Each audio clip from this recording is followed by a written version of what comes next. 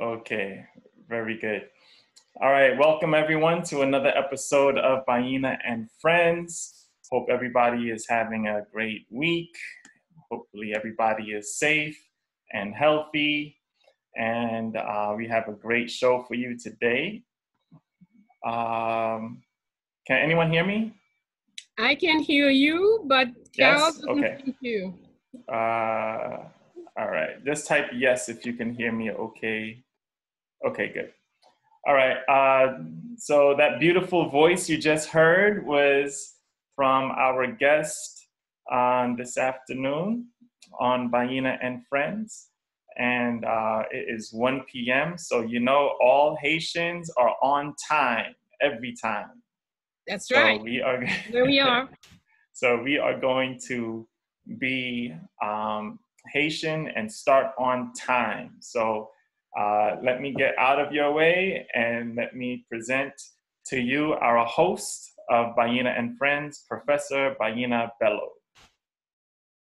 Thank you very much, Franz. I believe you're on mute. I am, no, I'm not on mute. Why can't we hear you? Oh, I don't know. Oh, I see. I know why. Hold on one second. You muted me? Yes, now we can hear you. All right. Thank you very much, Franz Doinoncourt. Welcome to one and all. Hotep, Jumbo, Assalamu alaikum, Alafia. Welcome to everyone, and in particular, welcome to our guest, Madame Carole Demesmin. In the name of all of the forces that created our country, Haiti, all the forces that created freedom, power, justice, equality, in the name of all that govern the cosmos, I greet you and everyone listening to us, and even those who are not listening. In fact, today I'm greeting all those already gone before us and all the ones yet to come. We greet them all, and we ask them to be with us this evening in this particular sharing between Carole Demesmin and the rest of us. Carole, welcome to Bayyinah and Friends. And it is with great pleasure that I present you to your admirers, the audience of Bayyinah and Friends. Please greet your admirers. Has Carole disappeared?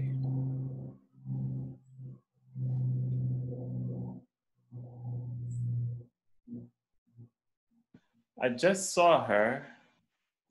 Yeah. Where did she go? Let's see. Oh, there she is. I see her right here. Oh, there she is.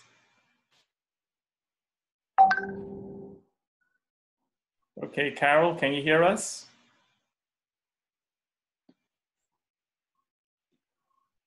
All right, let me find her.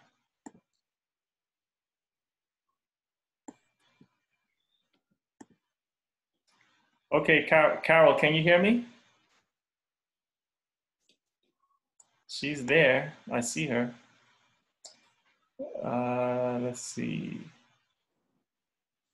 Okay, go ahead, Ma. I'm going to call her and help her with her technical difficulties. All right.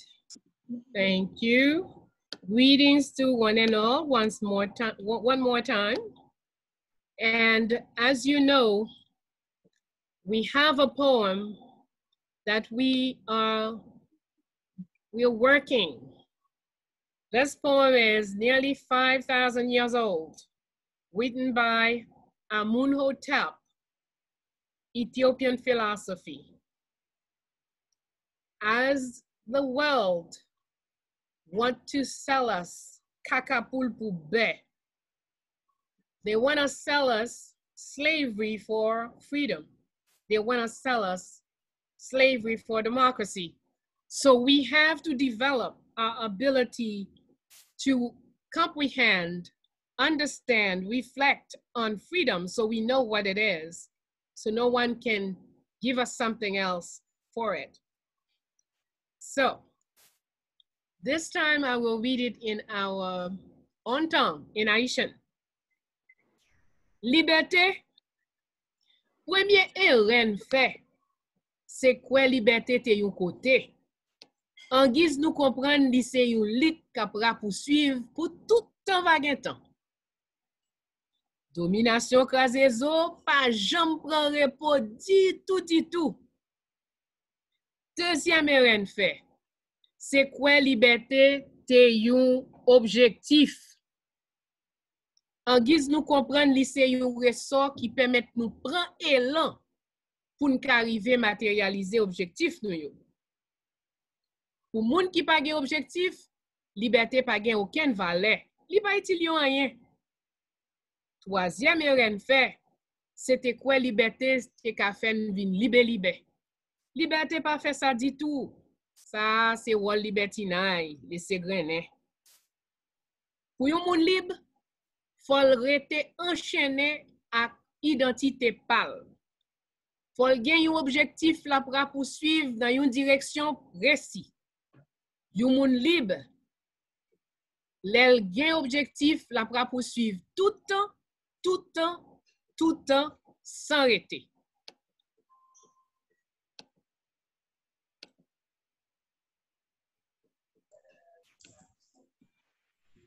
Okay, I believe Carole, thank you for that poem. I believe Carole is with us now. All right. Yes.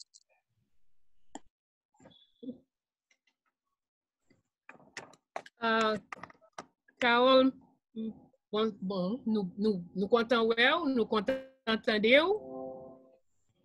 Merci. C'est même bagay là, toujours content, l'homme avec des moun qui pensaient dans la même direction avec moi, qui parlaient même créole que me parlait. Hein? Donc, c'est tout un plaisir pour m'avoir. Non? Merci en pile. So I just read a poem nearly 5,000 years old. It was written by an Ethiopian philosopher nearly 5,000 years ago. And that poem, I translated it in Haitian, and that's what I just read for us. And we read it pretty often because we feel very strongly our people need to think on freedom, need to think on what freedom means to them. Otherwise, others will take us for a ride while they're selling us slavery and we think it's democracy. So I don't know if you got to hear some of what this poem said. Carole, did you get to hear it? Go ahead.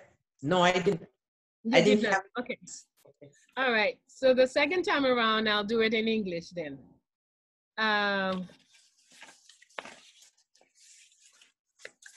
Swoop. Freedom.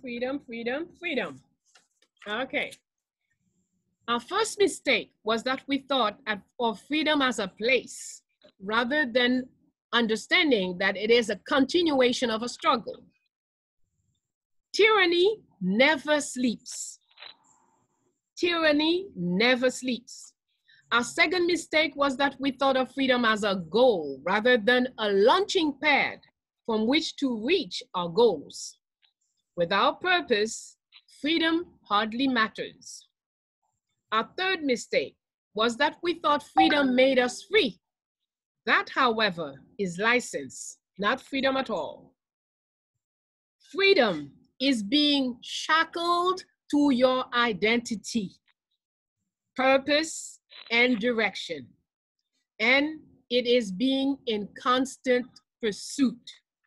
So that is what our ancestor, Ethiopian philosopher, Amunhotep, that's what he left for us. And what is freedom? What do you think, Carole? I think it's a good guide because that's what happened to us with our freedom. We thought it was freedom. We don't need to work anymore because we've been working on the on the colonies. And we feel that with this freedom, everybody had their own calendar. And we keep on reproducing this from our great-grandfather to whom we are today. Because freedom is a fight of every day for what you believe and what you love. Absolutely. So I approve of what he said. Thank you. So now let's see, Carole, kindly share with us your most pleasant memory as a child in Haiti. As a child, I was just like any child, doing all the things that a little girl could do.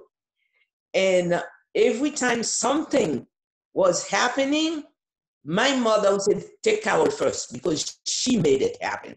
She was the conductor of whatever was happening. So there was a little thing we call matinette in Haiti. And my dad bought me one, and my name was on it.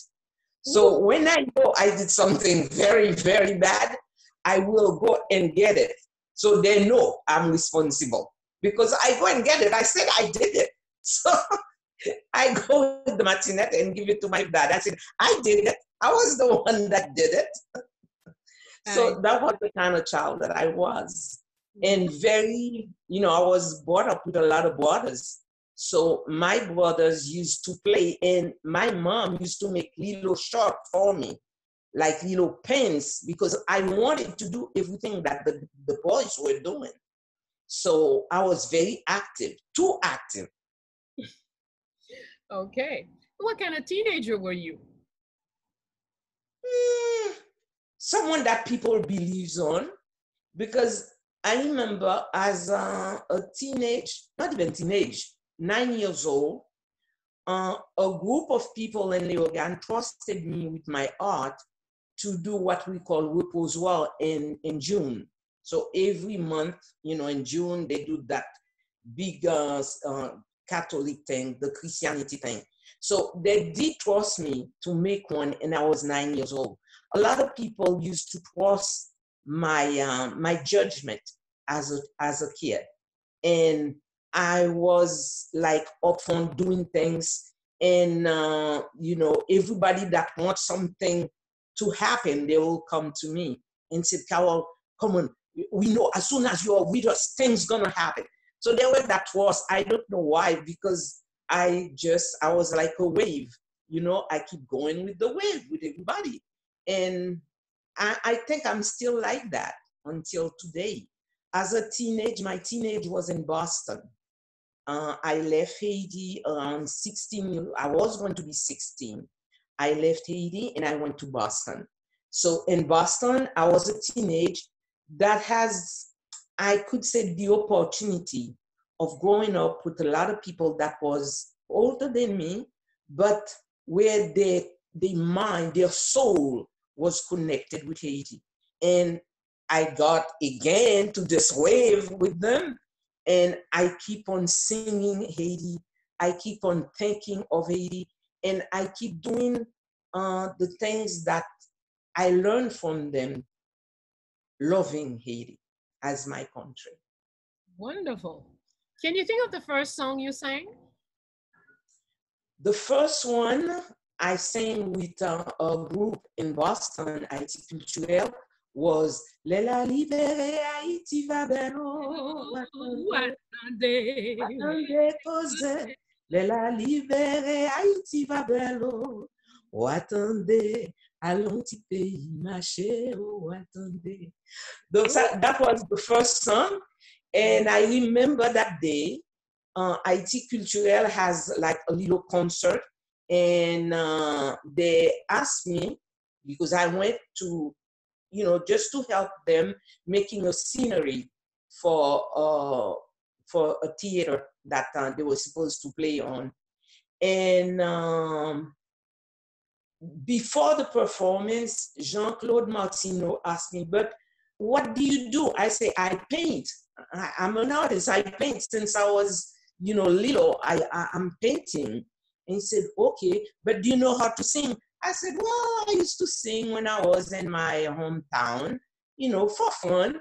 And he said, well, I had a song. Could you try to sing it? Because we are not professional. We are not asking for a professional to do it. But if you could do it, it will be good that we have an artist up front. And then I said, okay, try it, let me see. And he did, and I listened to it, and I did the first part, the one that I just did and he said to me, you know what? I think from now on, you could stand right there and we will be behind. So this is how I start singing with Haiti Culturel. I see, excellent. Now, let's take, oh no, first, have you ever written any song? Do you write sometimes? Yeah, sometimes, occasionally.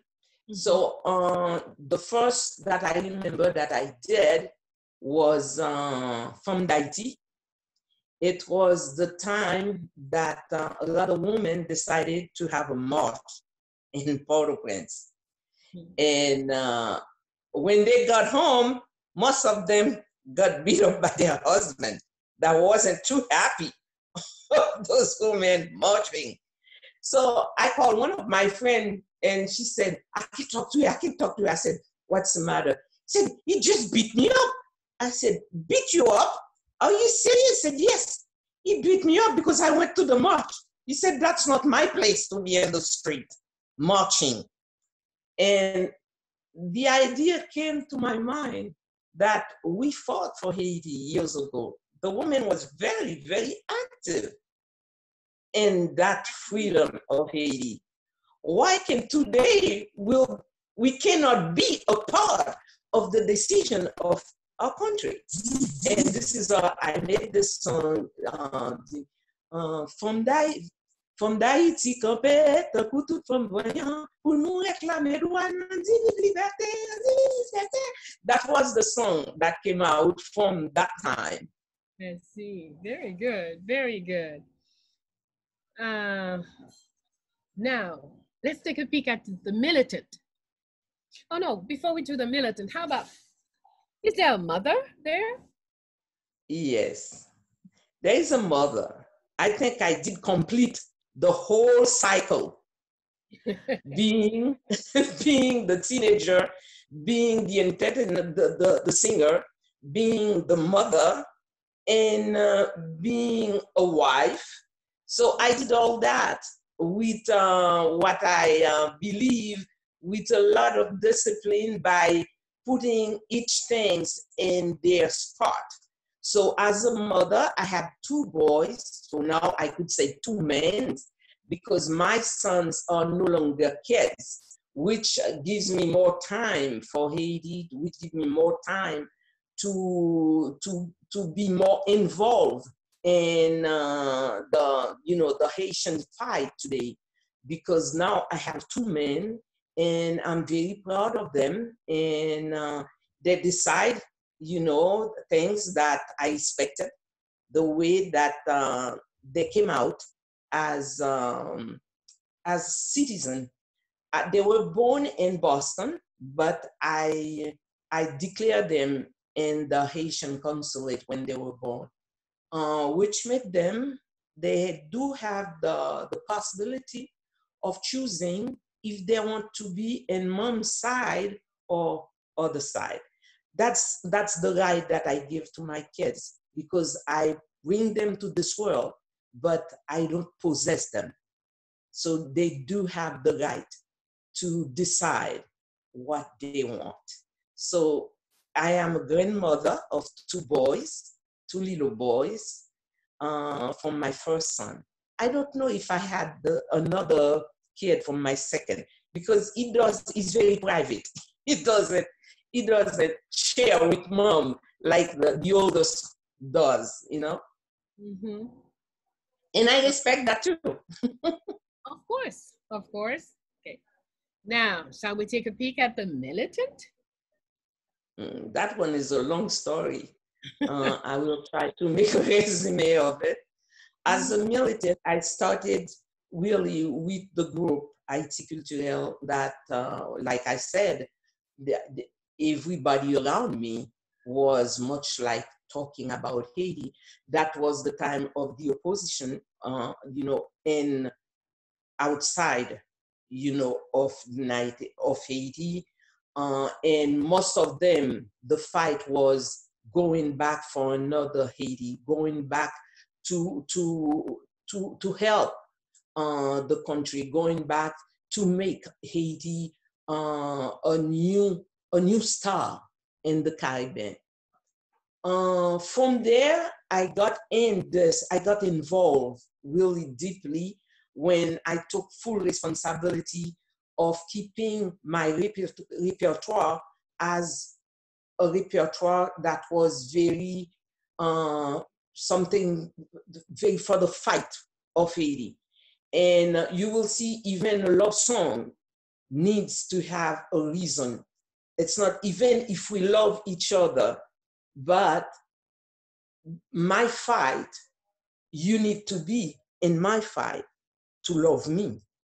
Because it's like if I have a goal to see Haiti better and you have another goal, that means you cannot share my love, really. It's like we are in two different patterns. So it was like that. And I could say that was one of the problems that I have in my marriage with my husband. And I remember he told me one day, he said, Carole, if Haiti was a man, I will go to Haiti and ask Haiti to give me back my wife. But while Haiti is not a man, it's a country. And I do not want to stop what you believe. And from there, we decided to be apart, but we were friends, we called, we talked. Everything regarding the kids was very important for us. And we did say to each other, well, you are going to Haiti, but if you die in Haiti, I make sure that I buried you. And I said, same to you. If you die, I'll make sure that I'm there for you. So that was the bounds that was between us. And he died recently, and I was there making that funeral. Well, lessons in every area of life. Things that we need to think about, to talk about, to be clear as to what our positions. It's don't say, well, that's love. It has nothing to do with the rest of your life. All of it is together. Absolutely. It's definitely connected. Absolutely. Do you have time to read? Yes, I do. Because there is a lot of things that I'm involved. So I need to read the reports. They send reports to me. I read them. I read some books also. People send me books and I read them. And I also, I like to do my little project. I do like a lot of little projects. Children is very important to me. I love children. I like to work with children, and I devoted my time to work with some children in the Vodou area, which they call the children of the Peristyle. So because they are children of the Peristyle, I feel that we need to create their world for them, because when they are around other children, they feel like not being a part of Haiti. And this is what I've been doing. I create some cultural thing, that is linked to our history. And I have a group from Saint Michel de la Talaye, which I'm working with, and we do make them feel the 14th of August is important to them. It's like the day that they should receive a gift, because there was a gift given to the Haitian people, which is freedom. So those little kids, they are very much outside of what we call the traditional education, which they believe in voodoo. They they know all the prayers that is made for the Loi, what we call all those divinity. They know all the divinity. If you ask them about one, they give you the characters, they talk, but we're talking about 7 years old, 7 to 8 years old. So this is another generation of kids that will be more ready to, you know, to fight, to make sure that the culture, the Haitian culture and the Vodou itself, it's a part of their life where they know exactly what it is. Nobody could tell them otherwise.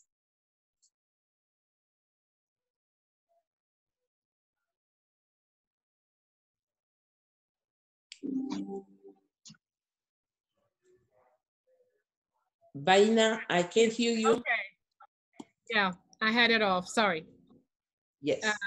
If I were to ask you an author that you enjoy reading these days, who would it be? I had a few. I didn't want to say somebody in particular because they always said, when you said that, you had someone that became a little bit jealous, saying, oh, Carole, I never thought that you like so-and-so better than I. So I don't want to name them. All But right. a few that is real, and their writing reflects, you know, the reality of the Haitian people. Very good. Now, I don't mind. Those who want to be jealous, they can be jealous. No, we can do that. The book that I'm reading, I finished a book now. You know how long I've been? Wonderful. That's wonderful. I recommend it. You will find so much help in that book. Wonderful. I'm happy to hear that. As a novel, it is a very historical and actuality. It's really worth reading, and it's particular. Okay. It is particularly important to those who are in Verdun. It's vital. Okay. Okay. All right. Wonderful. So I can't wait. And I know that she's working on the French version also. There should be a French translation soon. That's wonderful. Yes. Now, so I could buy it online? Yes, I could get it online? Mm-hmm. Oh, great. All right. You sing in many languages. Which language that is more natural for you to sing in? Oh, Creole, definitely Creole. All There's right. no doubt. There's no doubt. That's my language. All right. Yes. And when you speak, what is is it different? No. I'm thinking in Creole and translate it, you know, as fast, like a computer in my brain. I'm thinking in Creole. So that's mean I'm not thinking in English when I want to say something in English. That's mean I'm thinking like I'm talking to you in English, but I think of it in Creole first and translate it in my brain and let it out fast. I see. Excellent. That's the little computer in my mind. Okay. Now, how about women in history? Is there one in particular that you are attached to? Oh, a lot of them. A lot. I'm attached. I'm searching. When I discovered the tomb of one of us, you know, celebrity that I call, in that's in Limonade, I think. Yeah. I think it was something that is big for me. I am very passionate of my Claire Louise that did something extraordinary as a woman next to a leader, you know, and very passionate of the story of Saint Belair, because each of them got a story, but a story that is very deep, you know, because the time is not our time being. It was a very difficult time. And the way that they survived, and some of them that didn't survive, that all of it, you know, it's a strong story. I'm very passionate also of the first woman of Haiti, which is Anna Carona. I think she was the greatest that did something for years. She was there negotiating for her people until, you know, they catch her. And this is deep and strong because those guys at the time, they weren't easy. They were very difficult people, you know, that goes to places and just grab what you have and possess you and kill your own people right in front of you. This is not a game. I think they were just great and wonderful women. There's so many of them. And I think they should, you know, which it's kind of difficult because we lost a lot of their history by great grandparents that died, that has a chance to know the story better than we have, because what we have in our books, in our history books, is very just a little. It's very little what they tell us about those women. But at the same time, if the people that was writing history was interested by seeing the peasant, the people that that was a part of this fight, some of them were still alive. They could take the story from them, and that's too bad. Since the beginning of our society, that a lot of people then give really the importance to the Haitian history, the true Haitian history. Everybody wanted to go and make some research from the book of the French library and from elsewhere. That's too bad, because the library is right here in Haiti. Yeah, we could say in short, our enemies wrote the history, the original template.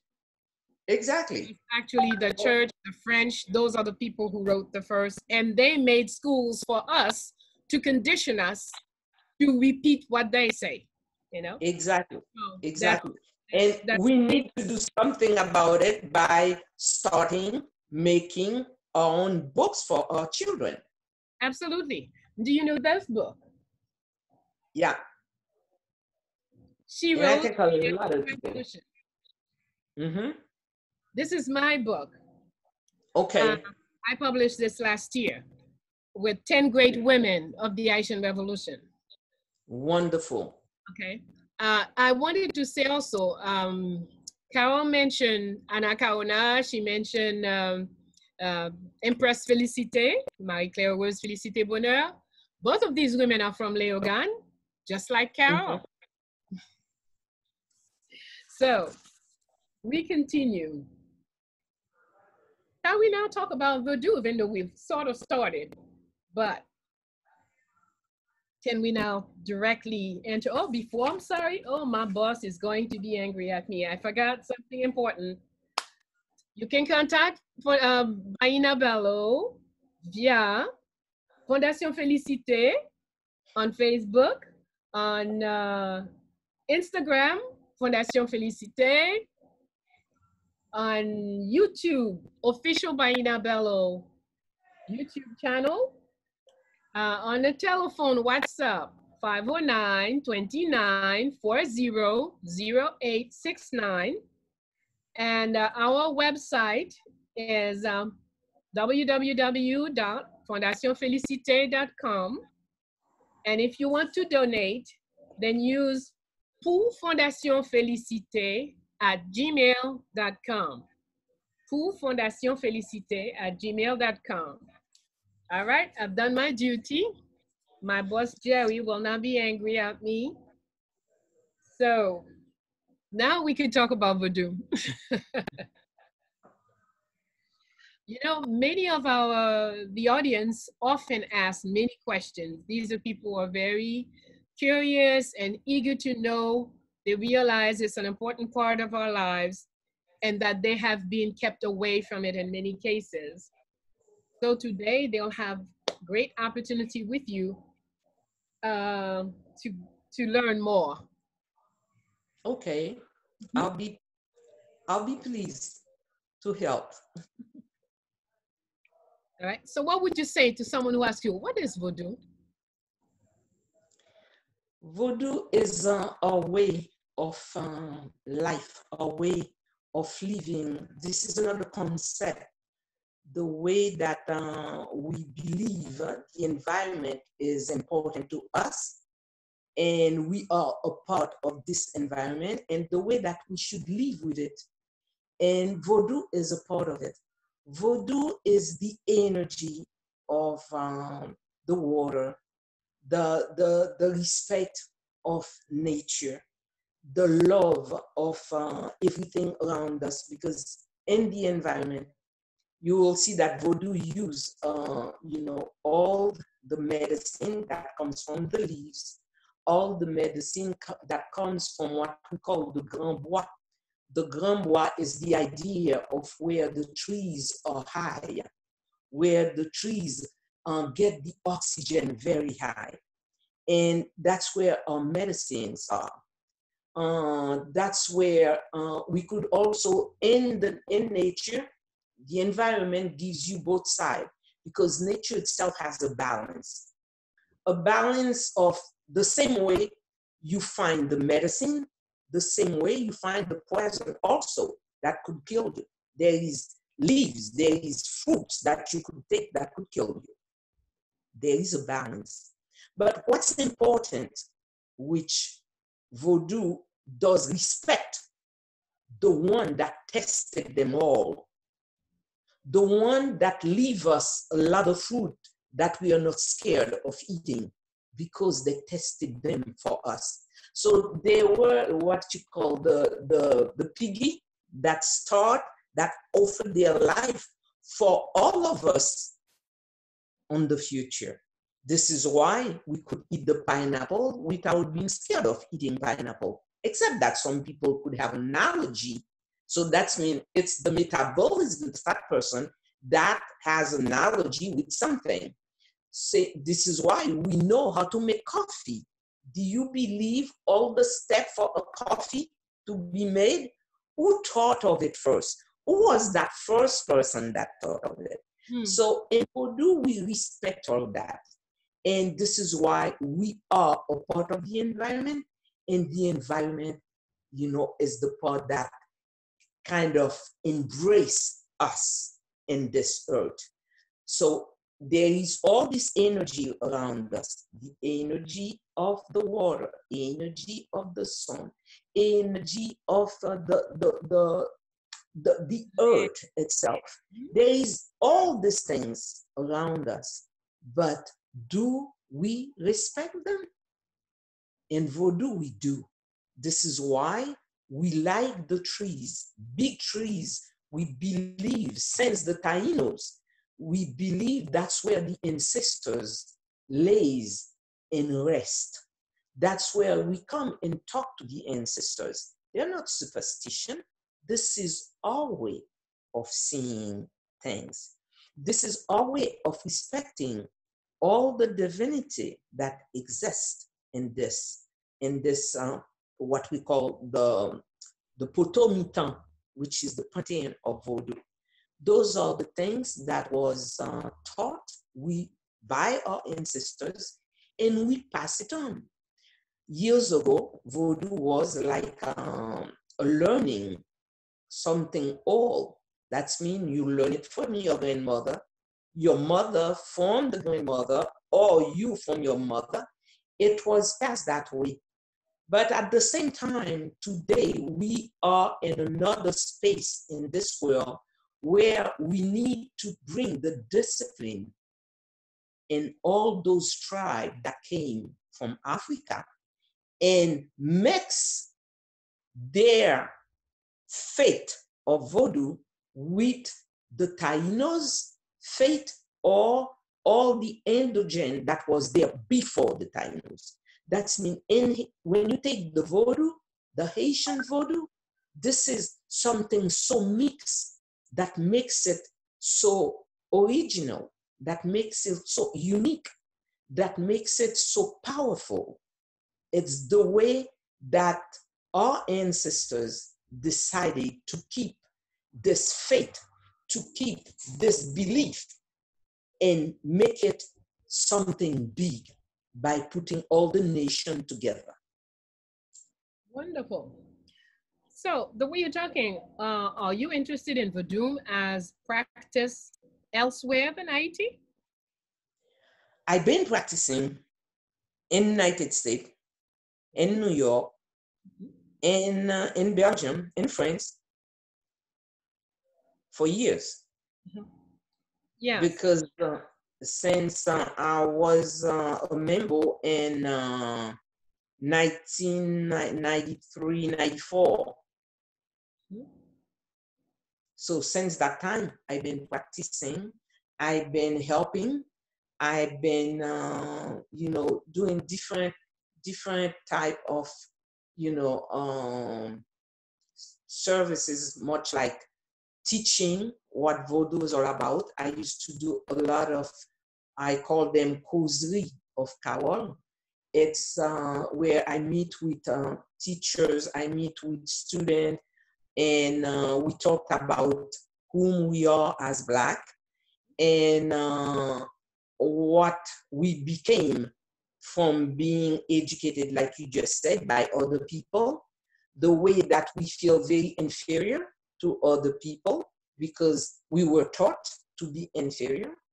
And I've been doing it in some university, meeting with students in university a few years ago. But right now, I am much involved of putting what I call a discipline also and make a bridge between Africa and Haiti because the Vodou came from Africa. So there is a source there that we cannot deny. But at the same time, we are divided. So it's time. In 2020, I received this, it was a dream. It was at the same time a message that makes you like a missionary when you get those messages. It was the year 2000. Black people needs to be reunited. There is a reconnection that needs to be done. And if it's not done, we will see a lot of things very painful for the Black people. That was since 2014. 2020, I started to make the project. I went to Africa, I met different people. I suggested it in a colloque where I was invited.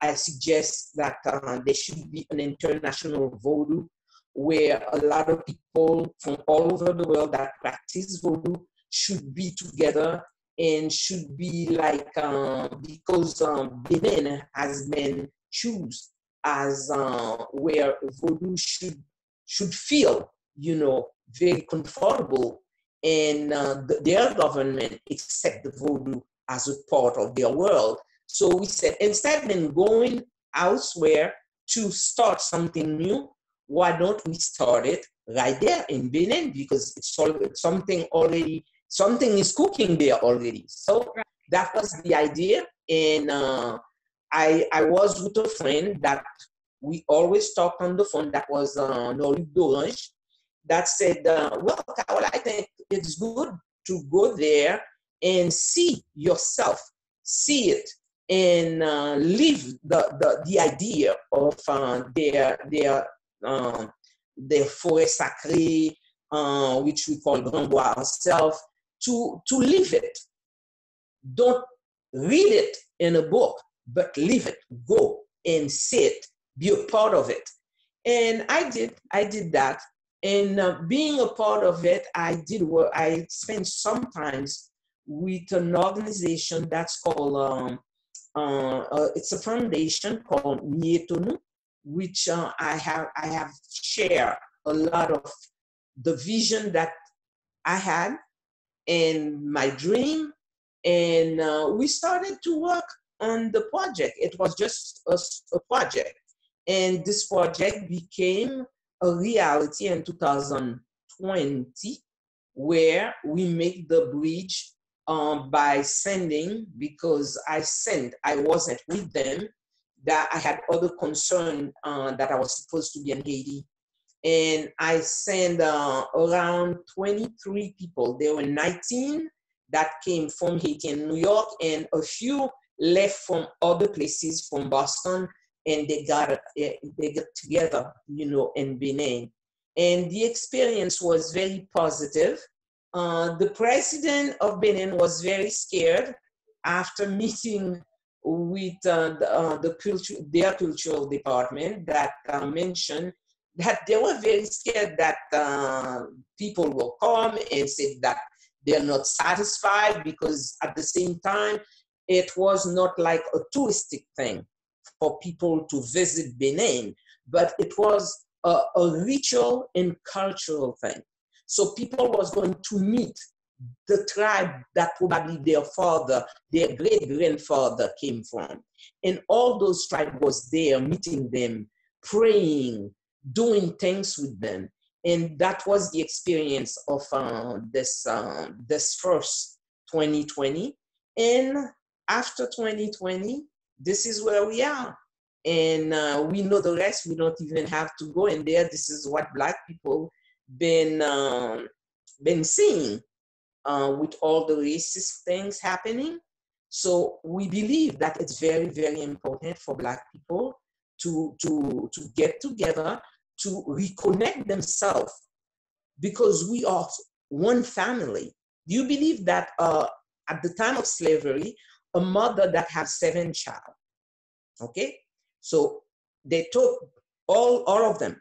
One was sent in Jamaica, one was sent in the United States, one was sent in Guadeloupe, one was sent in Martinique, one was sent in Haiti, and so on in the United States. So that's mean they are going to reproduce themselves, which we call eternity is our blood. It's the blood in your vein that carries the blood of a lot of people. Their flesh died, but they are still alive in you because of your blood. They don't die. In Vodou, we don't die. Our flesh goes, and our blood keep on doing the eternity of life. And that's what we are today. We are the products of these people that give us freedom. So I ask the government of Benin and also of Kuwait, when they say that la porte du non-retour, the door that where you will never come back, we came back. I am the product of this great-great-grandmother. I carry her blood, and I came back to Benin. So this is la porte du retour today, the reconnection of the Black people in Africa.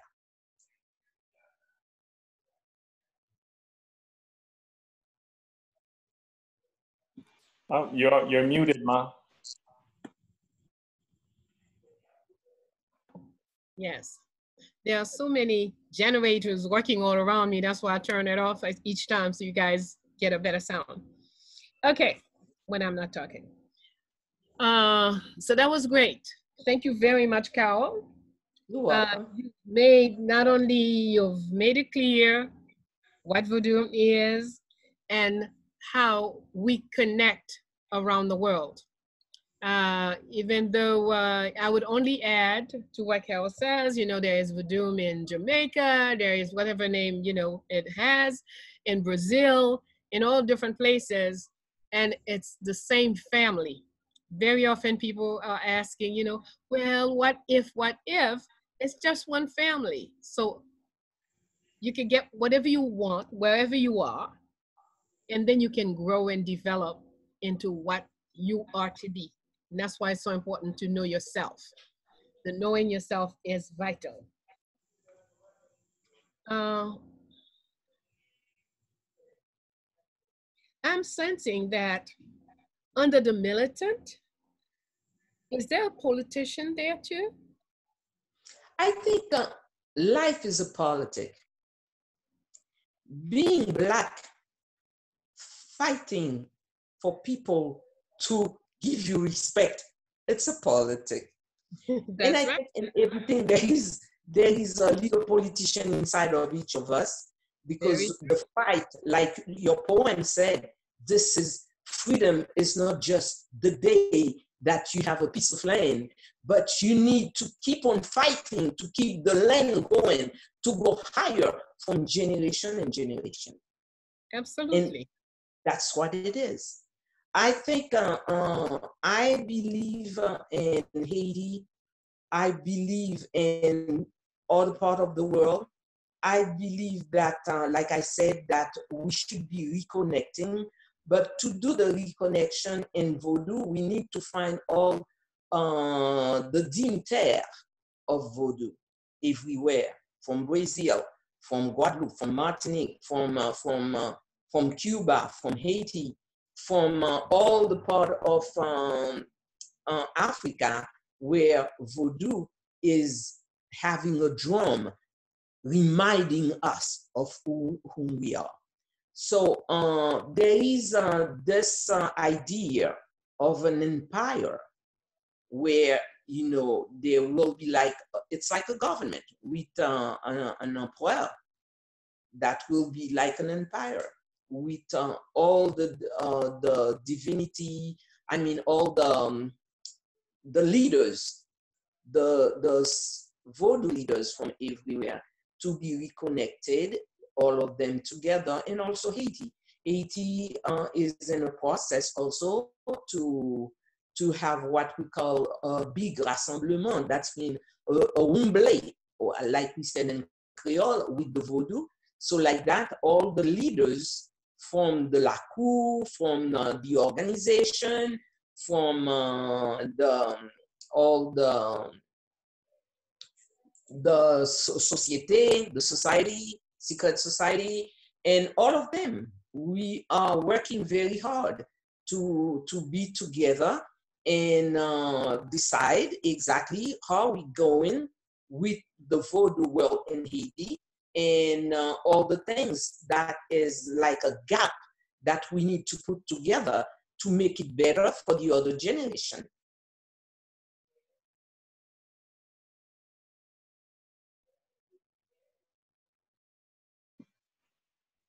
Unmute.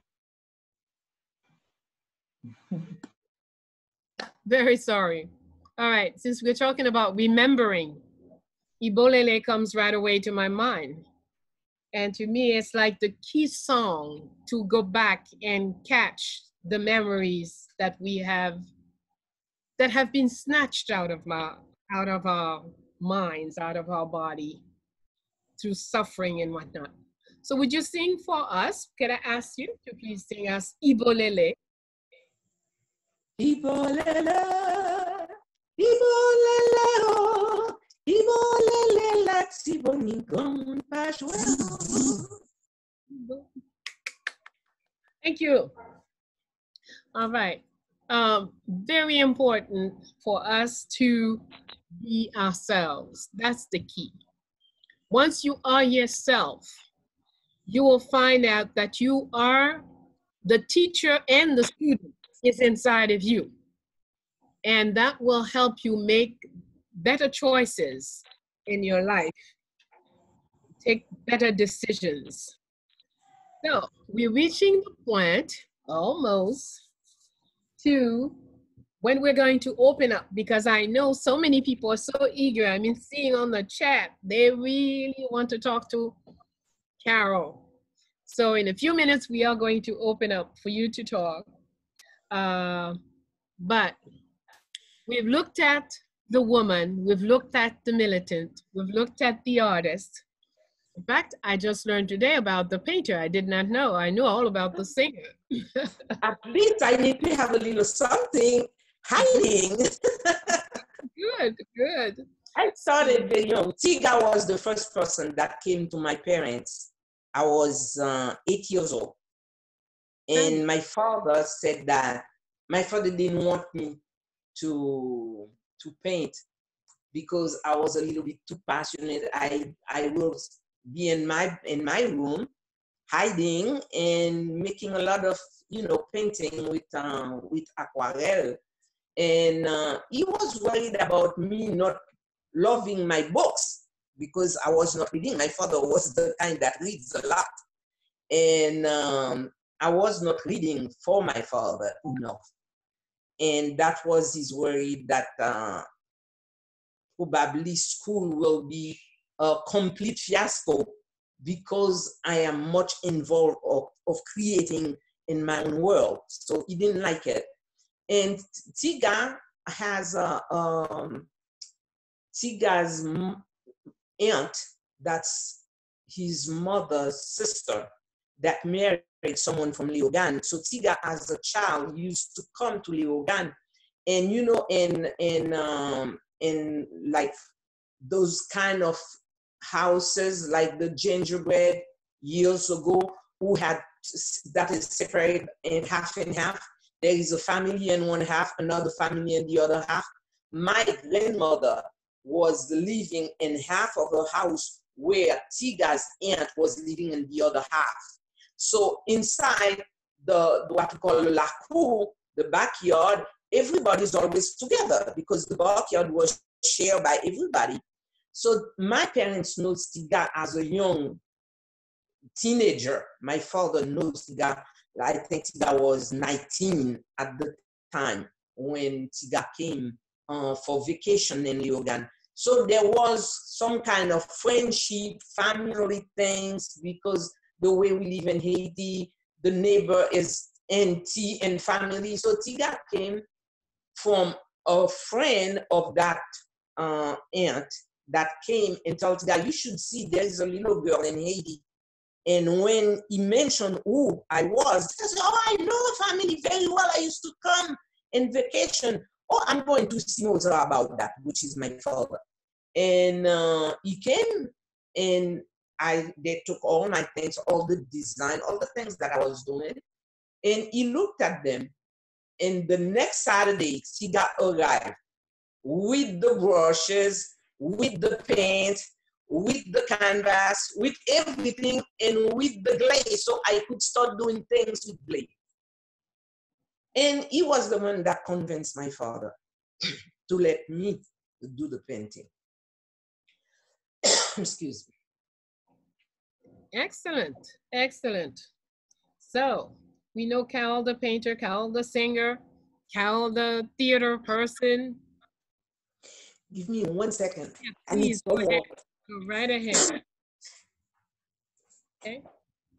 So, you see, Bayyinah and Friends, we get to really know people not from just the surface or the one thing that they may be famous for, but we get to go in and see, look at some of their struggles, look at some of the things that they've tried to do, that they want to do, but the purpose for us is that we want to help. Whatever, when someone comes and talk to us, tell us about what they are doing, if it has resonance in us, we want to help, we want to contribute, we want to learn, we want to participate. We don't want to just talk in Bayyinah and Friends. We want to do things together. And that's very, very important. Now, what is your favorite song from your own repertoire? That's very hard. I'm sure. Because they are all my babies. Mm-hmm. All my babies. Mm-hmm. Many reasons. When I'm singing a song, I need to find Carole Maoulé. Carole Maoulé is a character that was created by the Haitian, not by me. I didn't create Carole. Mm-hmm. When I started to sing in Haiti in 1979, my first appearance to the Haitian, there was a dance called Isuzu. And I was much like on it. That was my time. And I came to Haiti. Odette Wiener, that was a fan of Carole Maoulé. Viviane Gauthier. That was another fan of Carole Demesmin. Yes. These are great And of IT. I know. Choreography. And they came to my first concert. That was at Triomphe at the time. They saw me and they've been looking, what hotel is she in? We need to talk to her. Because after the concert, most of the time there was all the security and I left. So that's when people doesn't have time really to be with me after the concert. And they wanted to know where I was. They wanted to talk to me. And they find out exactly the hotel that I was in. And they called the hotel and asked me if I could receive them. They are fine. They want to talk to me. And they came.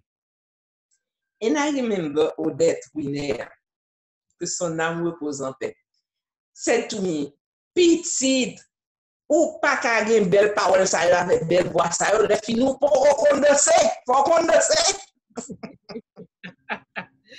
Girl, you can't have all these beautiful words in your mouth. You got to know how to do this too. Yes. And the two of them came and said, you come. I'll take you from Tuesday and Wednesday. Odette's going to take you on Saturday, Friday and Saturday. 2 classes a week. That will do it. They came and picked me up. So like that, I cannot say no.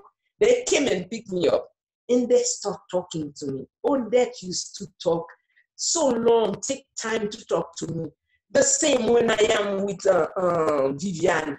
Viviane will talk to me, and Viviane was someone, when she's talking, she's very, there is that authority in her voice. And Viviane said, you need to know what a value is. It's in your body, it's in your head, it's in your shoulder.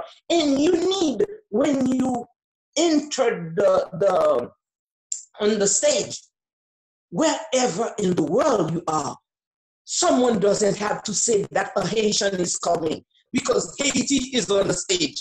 I started laughing. I said, they don't need to say, this is a girl from Haiti. Tell them, do not resent me. And you just walk in and Haiti is on the stage because everybody's going to see Haiti. I remember all of this.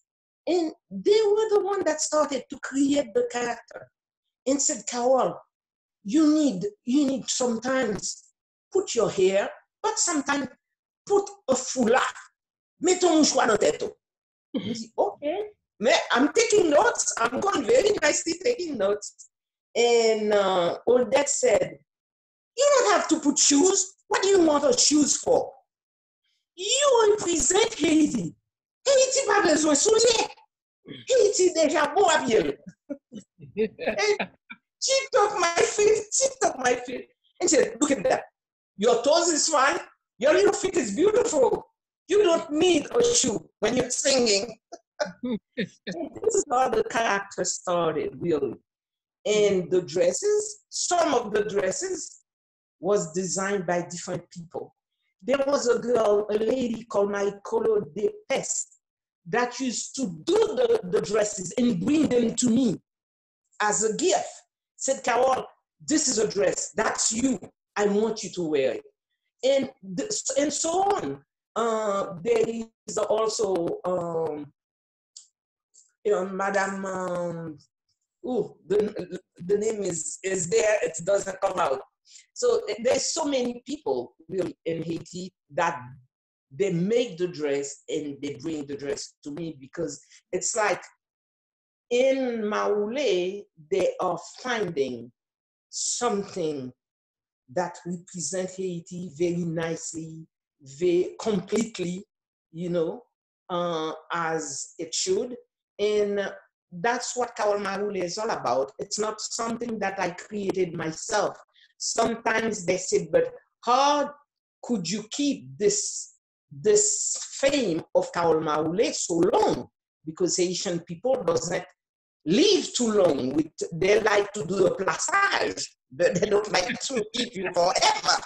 And I said, well, let me tell you, my plaçage was made with Jean Dominique, with Herbie with Mayer, with Alexandra Bello, those, all the radio stations, Radio Caraïbe, Radio Port-au-Prince, because every second they were, you know, putting on the air a song from the record of Carole Demesmin. So I have this opportunity of doing this work with Jean-Claude that did a wonderful work in the lyric, in the music. Gagi Depes that came with the arrangement that did a wonderful work also. And this is all of these people that is the beginning of Carole Demesmin. I will take some form on the road while I am doing it, you know, but the start of this baby, the baby, it's like you had a baby and the mother doesn't have any milk. You are trying to create all the milk for the baby will survive, but the baby is not really chubby because the real milk is the one from the mother that makes the baby. And I could say that all of these people have this milk, and I was the baby that received the milk, and that carries on with respect to all of them, you know, their goal. Because I think in Jean-Claude had the trust on me with his first part, being a composer and being an artist at the same time. And all of them that trusted me, this is why I always keep myself as someone that carries this, you know, this fate of being Carole Demesmin on stage with a lot of pride and also with a lot of discipline. Excellent, excellent. Let me add for the audience, Viviane Gauthier, the choreographer that Carole mentioned. This woman walked at 100 years old. She walked the entire carnival, I don't know how many, maybe 12 kilometers or something, whatever it was, the carnival distance. She danced, she walked with her troops, directing them dancing from beginning to end, up until she was 100. Yes. I mean, these are some extraordinary people, you know, and thank you for mentioning all the, and that's also another very good lesson that Carole just gave us. When you see somebody with success, and the person can tell you, this one did, this one did, this one did, this one did, this one did, then you know you're dealing with someone who's real, because no one ever make themselves. That does not exist. We all, whatever we are, wherever we are, because so many people contribute to making us who we are. Yes. That's a very important lesson to remember. All right.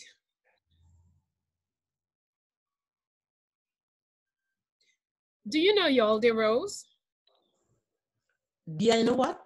Yol de Rose. Yol. Oh, Yol is a friend. Yol is a sister. Yol is a lot to, you know, to me, because at the same time, for the one that doesn't know, Yol is from Leogane. Her mom is from Leogane. That's correct. That's correct. Yeah. That's another. Leogane gave us many artists, many fine. Many. Yeah. When you have Azor is Leogane, Wawa is from Leogane. I believe they said that Coupe Cloué is also from Leogane. Mm-hmm. Yeah, there's a lot of great artists that came from Leogane. Yes, indeed. All right. Let me do my job one more time before we open up for questions. Okay, to keep in contact with us, you can go through Facebook, Fondation Marie-Claire Rose Félicité Bonheur Dessalines. You can go through Twitter, F Félicité 1804. Instagram is Fondation Félicité. Oh, thank you, Franz. I don't have to say it all. Just go to the last one. Donate on PayPal for fondationfelicite@gmail.com. Thank you very, very, very much. Making my life easy. Now, let us go on to open up for our audience. They want to know, they have their own questions, and we know that even in our training and learning to know yourself, questions are vital for people to really learn. If we only read or listen to what other people say, we don't really touch what we need to know. So that's why it's important to us at Bayyinah and Friends that our audience have maximum chance of asking their own questions. So let's hear it for Carole. Franz, it's all yours to handle the questions. All right, thank you very much. And thank you very much, Carole. You had some great stories. It was a pleasure listening to you and all of your knowledge and everything that you've done in your life. There was a question from the chat room that asked if those paintings behind you, if you painted those paintings that are behind you. No, not for me. Unfortunately, no. Okay, very good. Okay, so we'll go to the chat room and not the chat room, to the guests.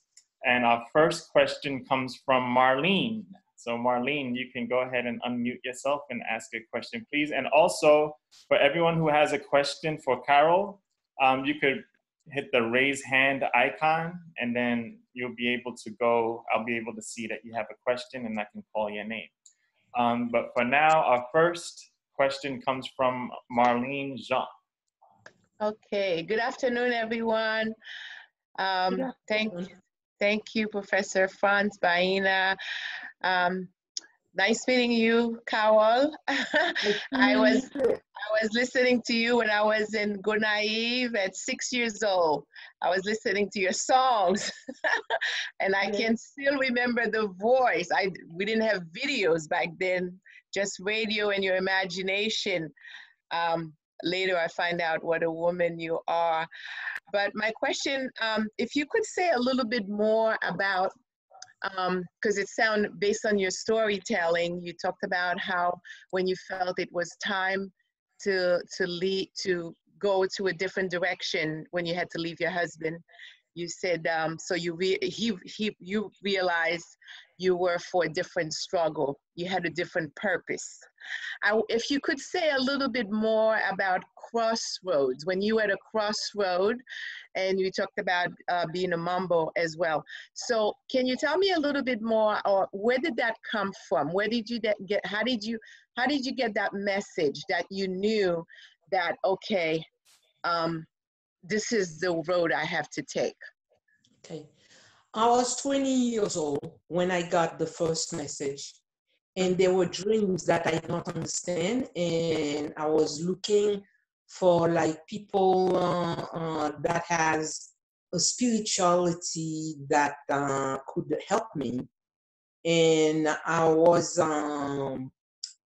introduced to Max Beauvoir, my spiritual father, that on the beginning, all the dream that I was saying, and he keep on saying, "Oh, son gros femme." That means you are really a big woman. And I said, "But what do you mean by that?" And he said, "Just what I said, you son gros femme." And he never said that this is what the dream means. And I felt on the way that I said, "But I don't understand. I'm asking everybody to help me. And those were dreams that I'm having, and nobody could help me." And one day I was like 21 when I had a dream, and I seen this person that I don't know in my dream, but I wasn't scared also of that lady. It's an old lady. And she tell me her name, the name that I recognized. And she said that, you know, that when you were born, it was the day that I should come back. and I live in you, and I'm a part of you. And I wake up and I call Max and say, Max, this person happened to be my great grandmother.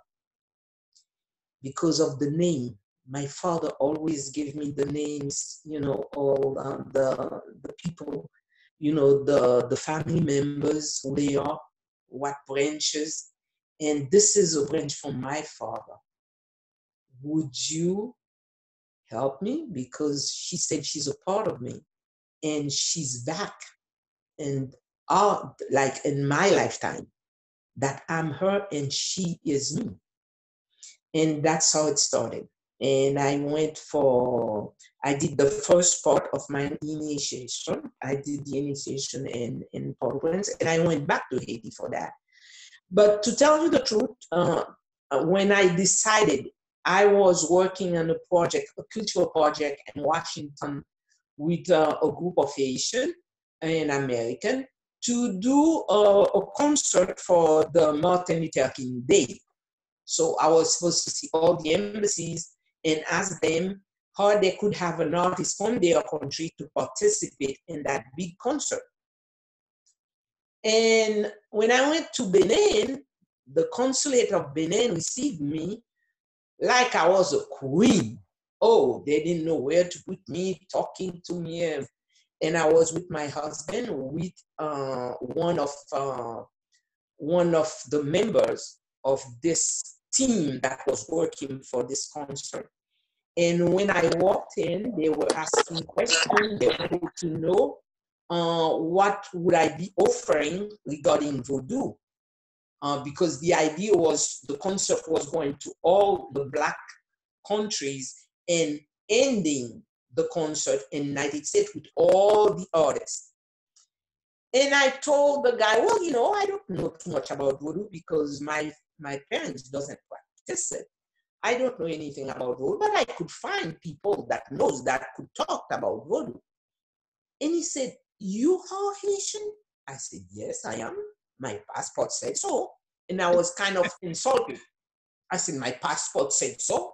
I am Haitian. Do you want to see my passport? And then he said to me, no. What is amazing, that's because without your culture, what could you offer to my people? And I have an interrogation point right in my head, from my head to my nose and my mouth. And I keep my mouth shut for a second. And we talk. So the idea is it's a great project that they want to participate, but they will be waiting for the project to come. On my way out, I said to my husband, Michel, my husband's name was Michel. I said, Michel, you know what? I'm not Haitian.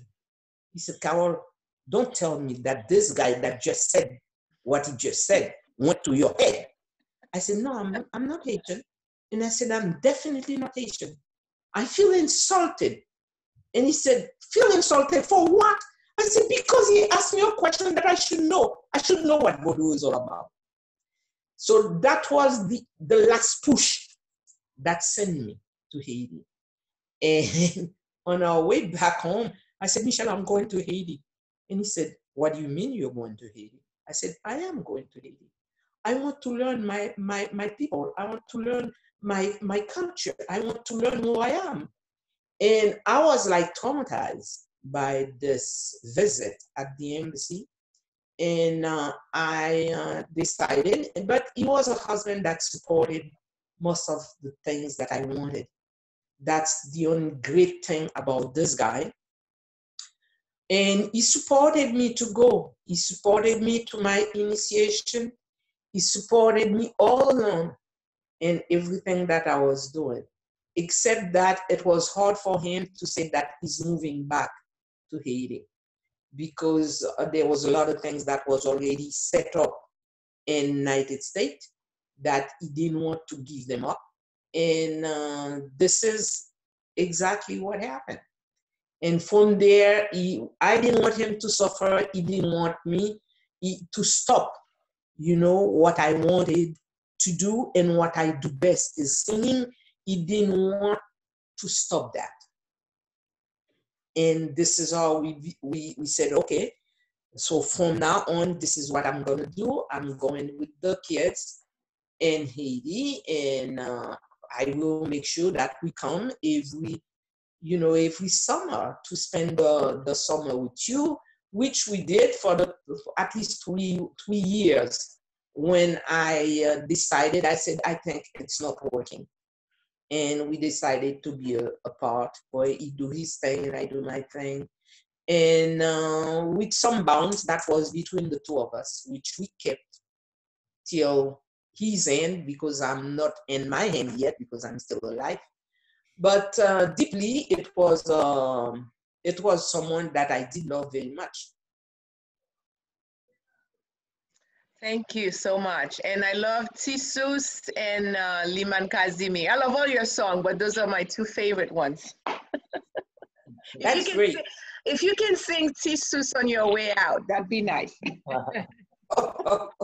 have a song request. It's a song request. You got it. You said. Thank you. All right, thank you, Marlene. Thank you. Okay, next question comes from Clifford. Clifford, you could go ahead and unmute yourself and ask your question, please. Thank you. Good afternoon to everyone. Good afternoon. Good afternoon.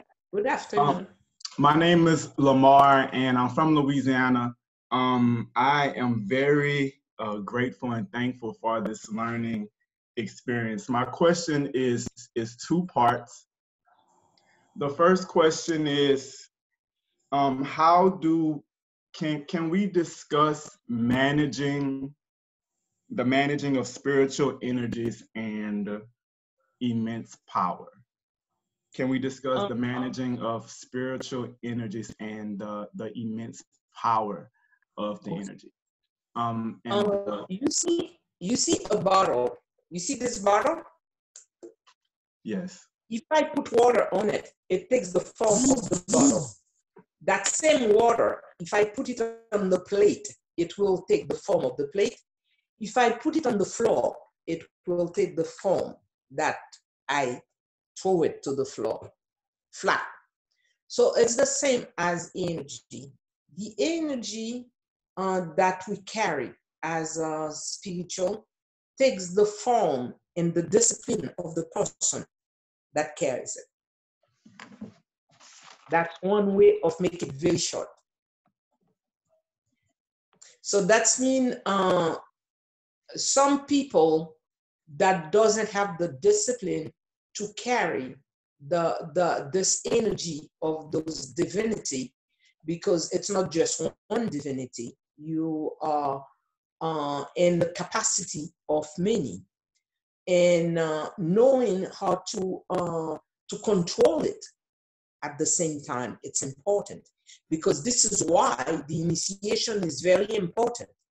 It's for you to learn this capacity. It's for you to learn those disciplines that exist. But sometimes people that doesn't learn those disciplines became, in a way, someone that is doing things where, you know, the person next to you, because in Vodou, we are so democratic at the same time. We believe in other people. We believe to the people next to you. You believe in not disturbing another person at the same time. So when you are in this process of initiation, that's what it does. It helps you to understand better the power of those energy. You don't have a power to hurt with the power, but you have a power to help your neighbor, to help your community, because that's what it is. It's being there for your community. Excellent. Thank you. The second part of the question is, with those energies, can you talk a little about how the ways in which the different spirits work together in sync? You mean their character? Do you mean the character of the spirit? Yes, like Ogu and Oya and Oshun and Dambala. Okay, because in those divinity, you have the divinity that that comes from different energy. The same way that you said there is the energy of the fire, which is the sun is a fire. You cannot go too close to it.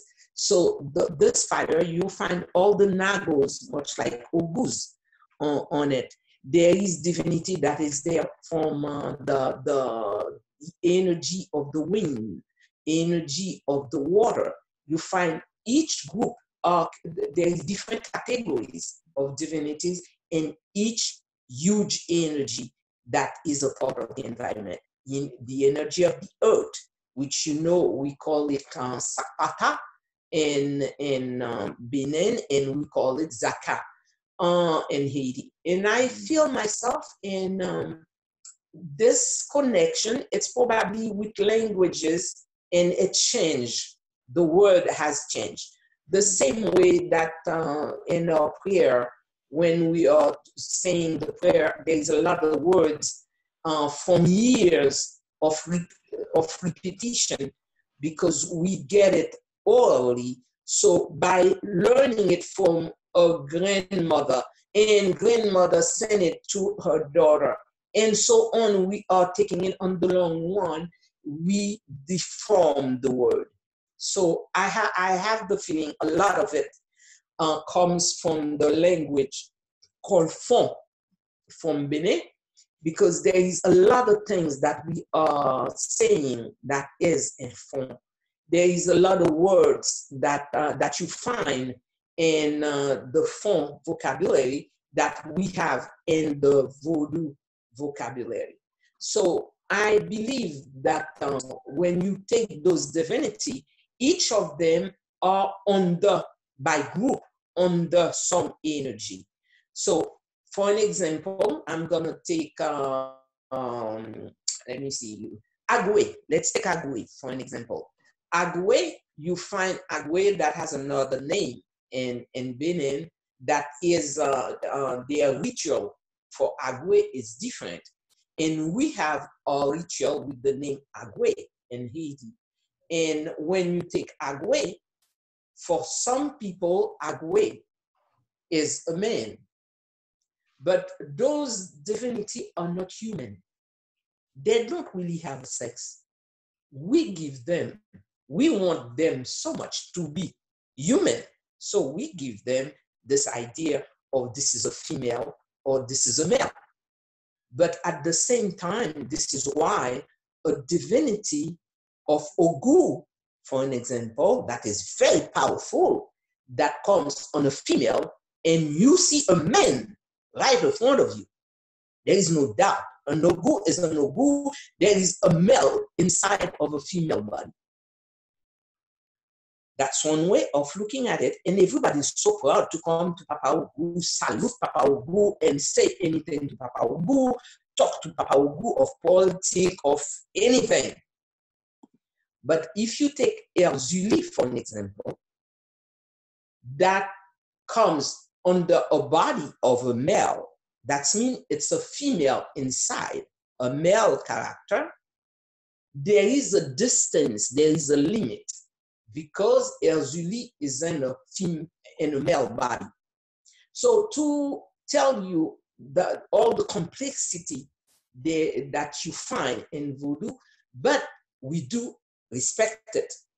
We do respect it because those are the divinity, and everybody is open, and everybody has the right to have them, to be possessed by them, and everybody also is the intent of this big cult called Voodoo.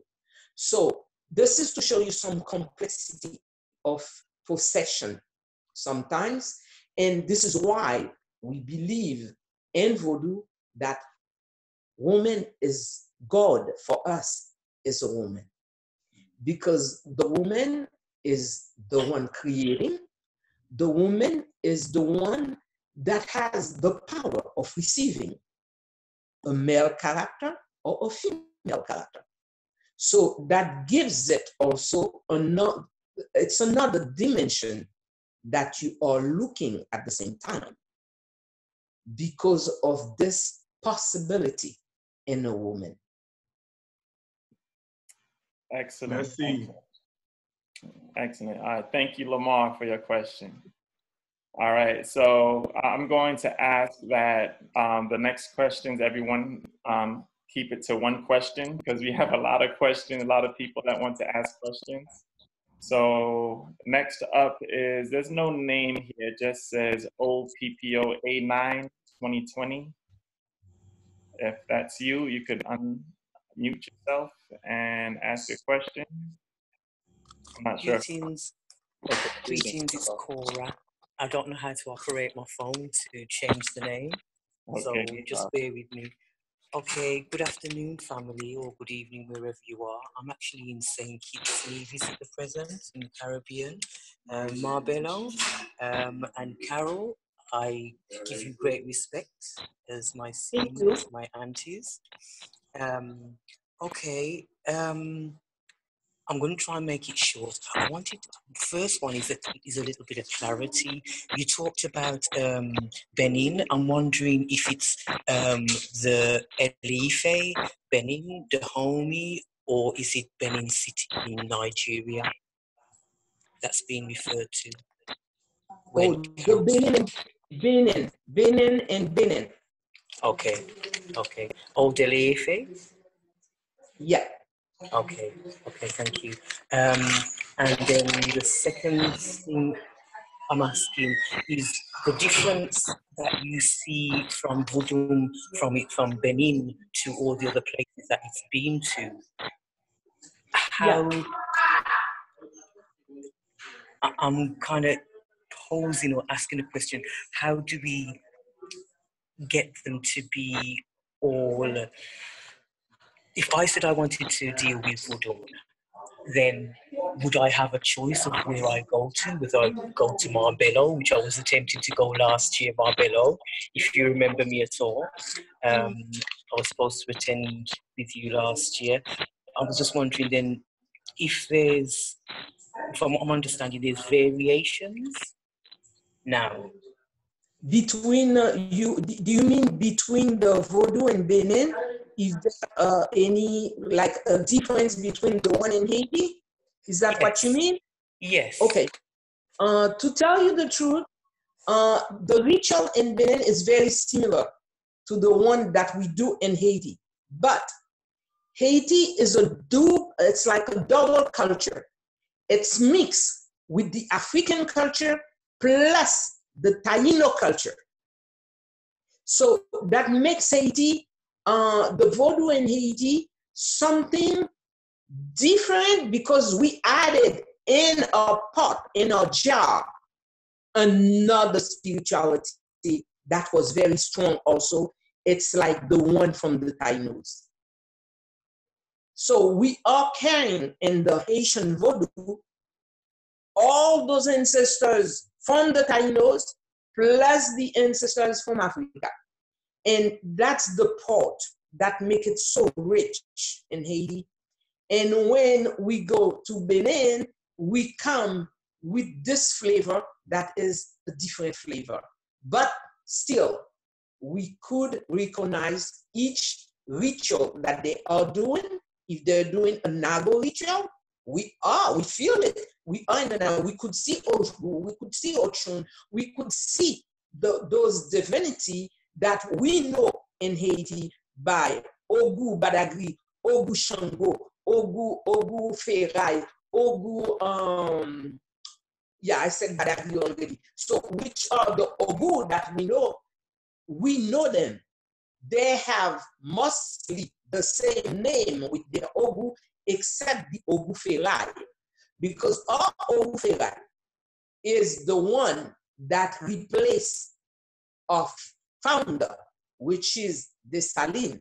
This is why most of the time in the Vodou songs, we sing, when we said Jean-Jacques, we're not talking about the Jean Jacques from Europe. It's all Jean-Jacques, the Jean-Jacques Dessalines. When we say Jean-Jacques, Jean-Jacques, I'm going to celebrate with Jean-Jacques. And through du Nord, we are talking about the founder, the father of Haiti. So therefore, the difference, it's not really, it's in the language there is a difference. But in the ritual itself, we could feel ourselves right away in the ritual, because the ritual is what it is. It's where, you know, I really feel it's such a great experience to see that our great parents kept in the mountain the whole library of Africa. Because even in Africa also, they lost a few things. There is some of the things that they lost. But we have them, we keep them in Haiti. And this is why the reconnection is very important for us to talk about Vodou, to talk about our past, to talk about our ancestors, to see how we could work together to protect this and make it better for the other generation. Dare I ask for just a little bit piece more in terms of sorry, we have a lot of questions. Okay, I understand. Okay, no problem. Thank you very much for your response. But what we'll do, I'll leave, if Carole wants me to, I can leave some contact information for Carole in the chat room, and then you'll be able to ask questions directly. Okay, thank you. Thank you. All right, thank you. All right. Okay, next question comes from Charlene Sampson. Charlene, you could go ahead and unmute yourself and ask your question, please. Hi, good afternoon, everyone. Peace and blessings. Peace and blessings. Thank you. I really just wanted to know, with Voodoo, right? Is that the only way to awaken your spiritual vibrations to reach your higher self? Can you do it through meditation alone, or is it all like different steps? I'm just a little confused, and I'm just trying to find my path to my awakening. Okay. At the same time, we do the meditation also, but we do it differently while we are praying, while we are invoking the laws. So meditation is very important if you know how to do it. Because also when you are doing your communication, this is one thing that we teach you how to do. How to get yourself empty from everything and how you become one with your soul. That's meditation. So not before that I could get this part of meditation in me, the spirit doesn't come because I'm not open. I'm not prepared yet for the spirit to come over. I need this part of meditation. So those are things that we teach you in your initiation, how to open yourself, how to be empty completely for the energy to come in. So it's nothing that is the opposite of what Vodou is doing. That's a part of it. When we say, comment tu dis endogène, culture endogène, comment tu dis ça? The Aborigine or the indigenous. Indigenous, exactly.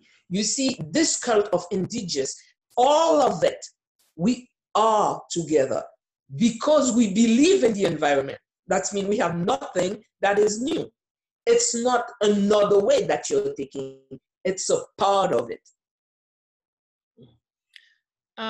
Maybe I will add just a few words here.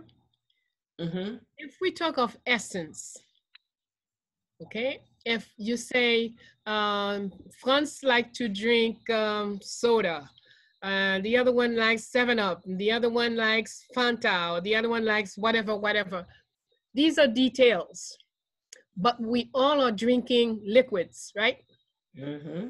And the essence of liquid is water. So you can deal with certain things that are, you know, you could talk all about this soda or that soda, but it's the same thing, different color, different bottle, but it's the same recipe. Whereas if we go to the essence, we go to water, and there you have everything that is in the soda, in the wine, in the juice, it's still water. The liquid is everywhere. Okay? That's exactly. That's When exactly. you're doing anything, and when you're looking at spiritual things, if you try to identify the essence will never be different. Even in matter, there are only 4 things that makes the same thing that makes the flesh, is the same thing that makes the wood, is the same thing that makes the stone. So we can argue all day. I prefer stone, you prefer wood, I prefer flesh, but ultimately all are made from the same 4 elements. It's different variation of the same 4 elements. Okay, so when we go to the essence, there is no argument. So when we see diversity or variety, it doesn't mean different. Try to go to the essence, then you'll always see the similarities. Yes. That is exactly right. Absolutely, absolutely. Okay, thank you for your question, Charlene. Okay, let's move on. There was a question from the chat room that I need to get to from Angela. Angela asks, let's see, where are you, Angela?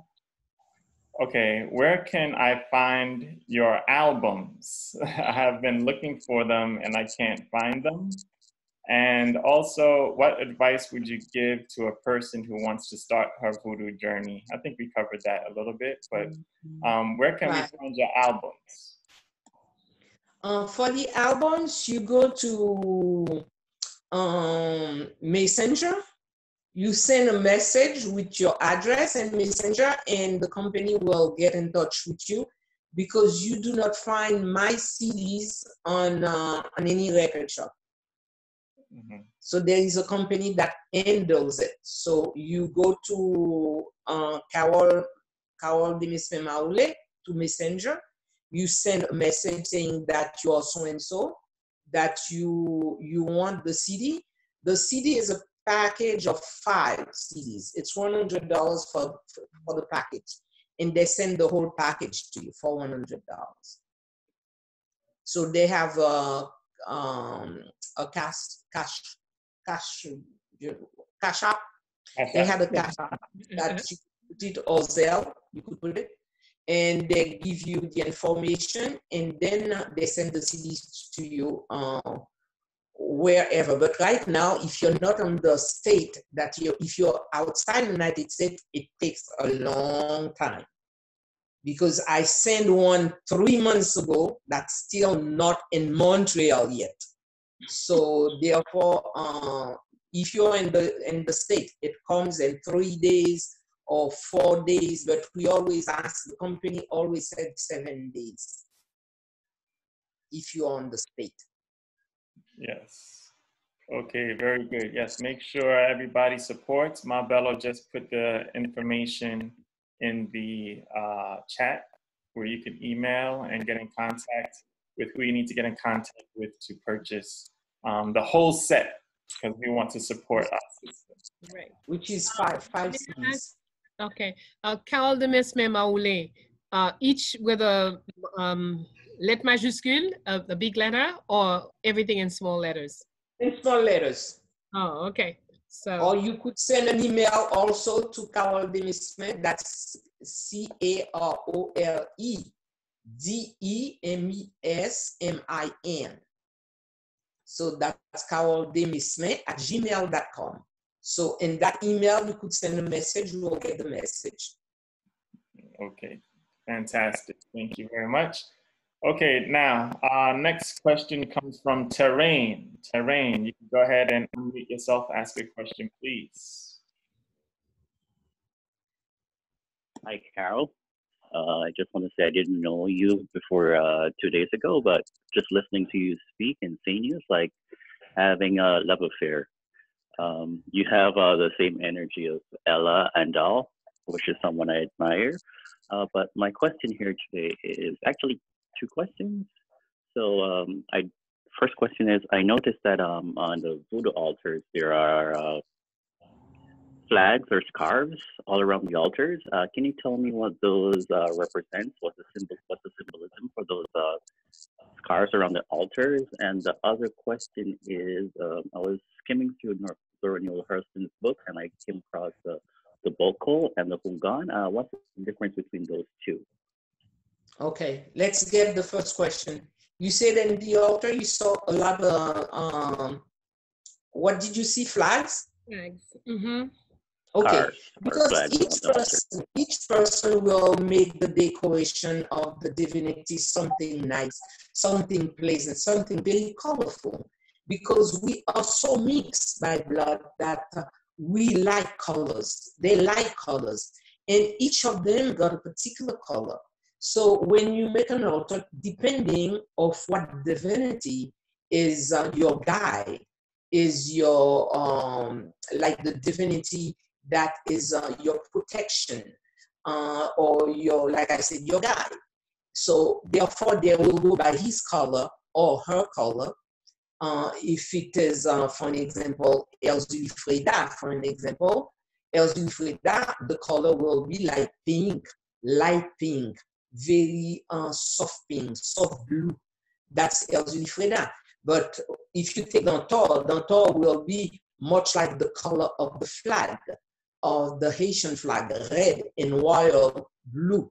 And each of them had colors, and some of them are mixed with gold also to decorate. And you will find in an altar that depending on who's making your altar for you. Some people will have perfume that reflects something that Elzuli Freda like, or Elzuli Dantor's perfume. Each of them got their own little spot, because at the same time, when you take the Elzuli is really, it plays an important role in a female, because the Freda is the one that seduced every man, everybody. Freda is what you cannot resist. When Freda is there, she's there. You gotta see it. You know, that's Freda.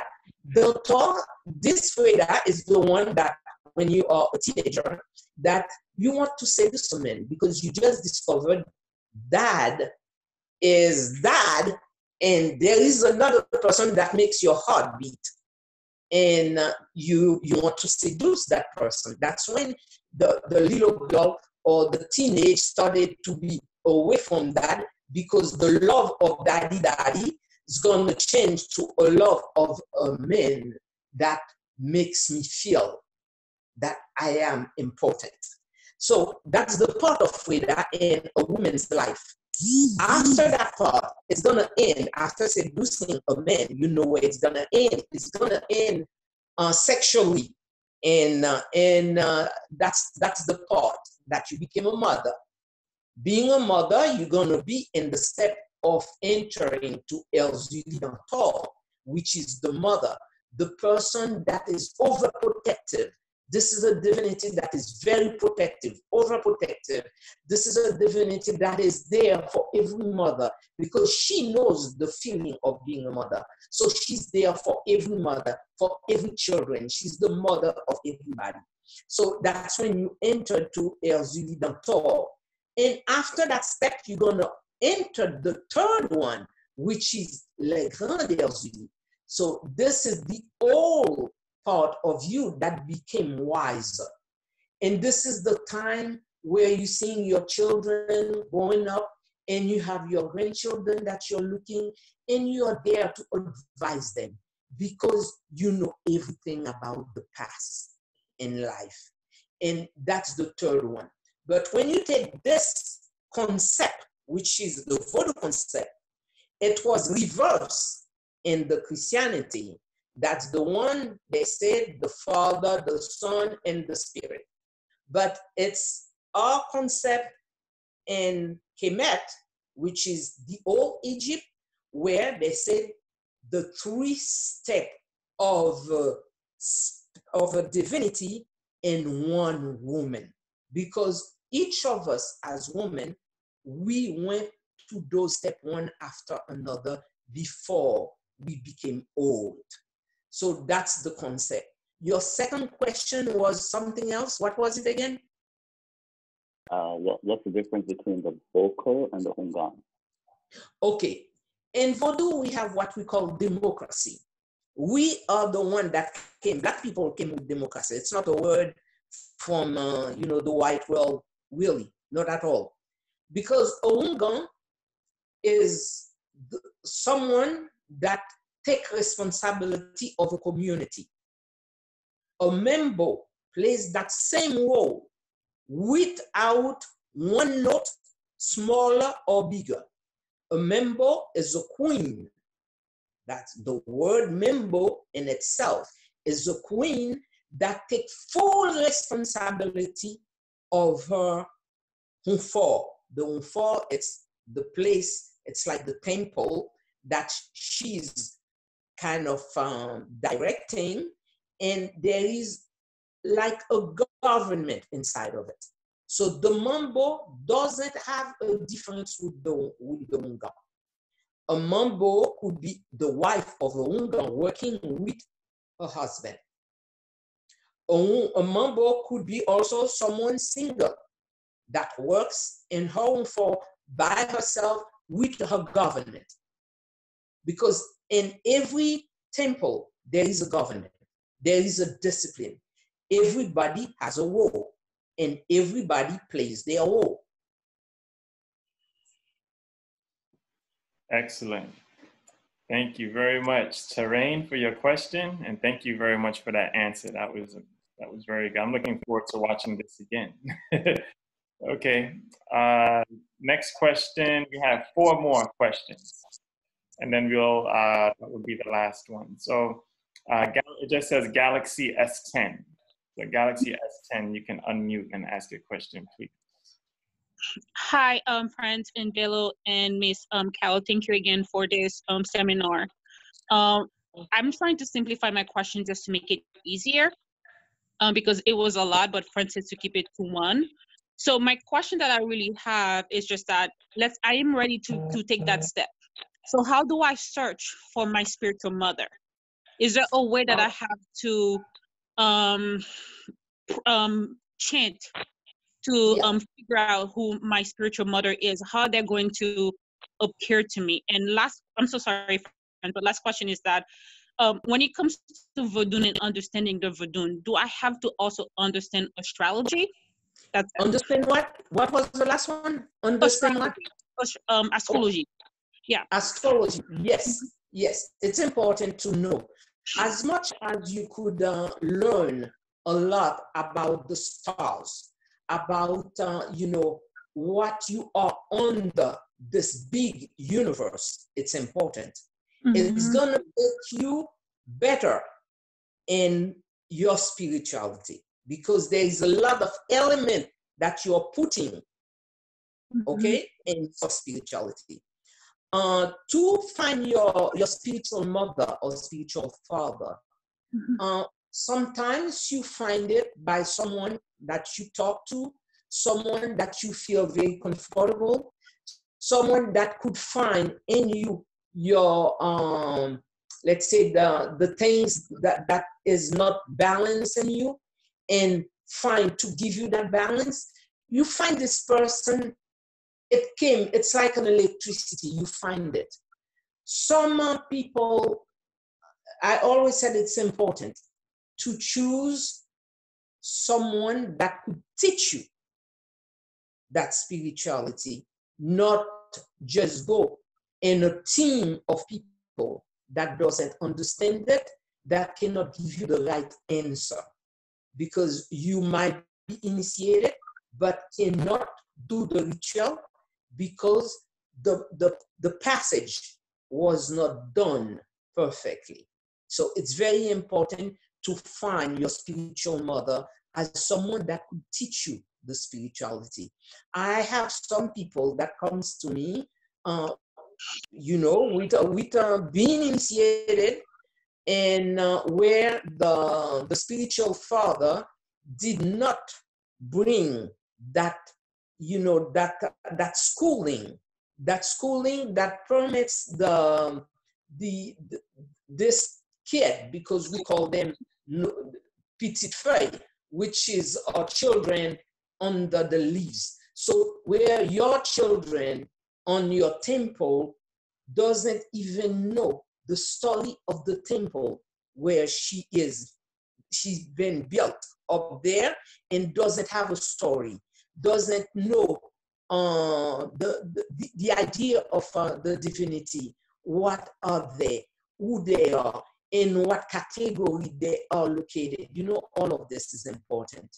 Very important to find your spiritual or father or mother. Thank you very much for answering. All right, thank you, Galaxy S10. What is your name? I'm Sashania Pierre, but short name Sasha. Oh, Sasha. Okay, thank you, Sasha. Okay, next question comes from Dr. Ya. Dr. Ya, go ahead and unmute yourself and ask your question, please. Dr. Ya, are you there? I'm coming. I'm here. There I'm she here. is. Honneur tout le monde. Carole, moi t'ai rencontré où en 2016. In 2016, I met you at Jacmel, the Congress of Wakaima. Wakaima, the first Congress of Wakaima. Yes. That is so nice to see you again. Yes, yes. So my question is, I've been thinking about it for a couple of years. It's about the synchronization of the Catholic saint and the loi. We are now in the 21st century.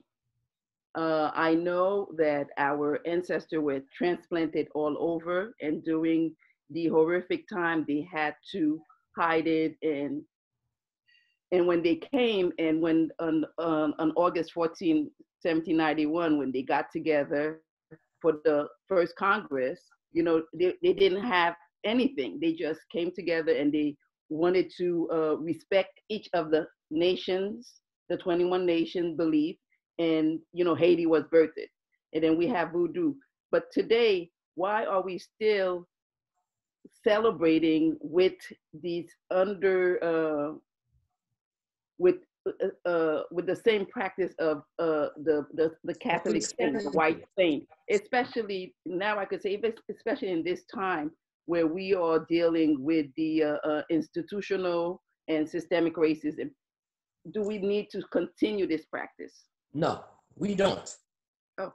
Because at the same time, the Emperor Jean-Jacques Dessalines started the work. But while he was assassinated, nobody keep on working on it. Why do you think that we had the Veve that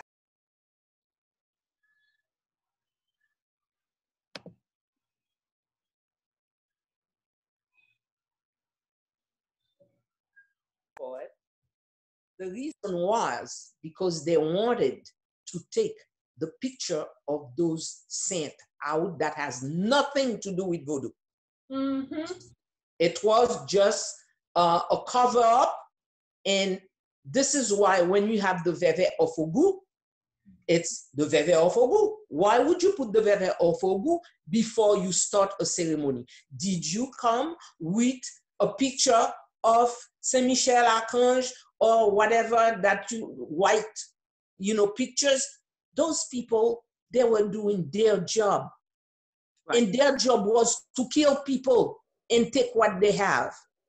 Right. Today, there is nobody that could tell me that you're doing voodoo and then right in your Still, you had all those white pictures. I've been fighting for years for Zaka to be a peasant of Haiti, a picture of a peasant of Haiti, because Saint Isidore has nothing to do with Haiti.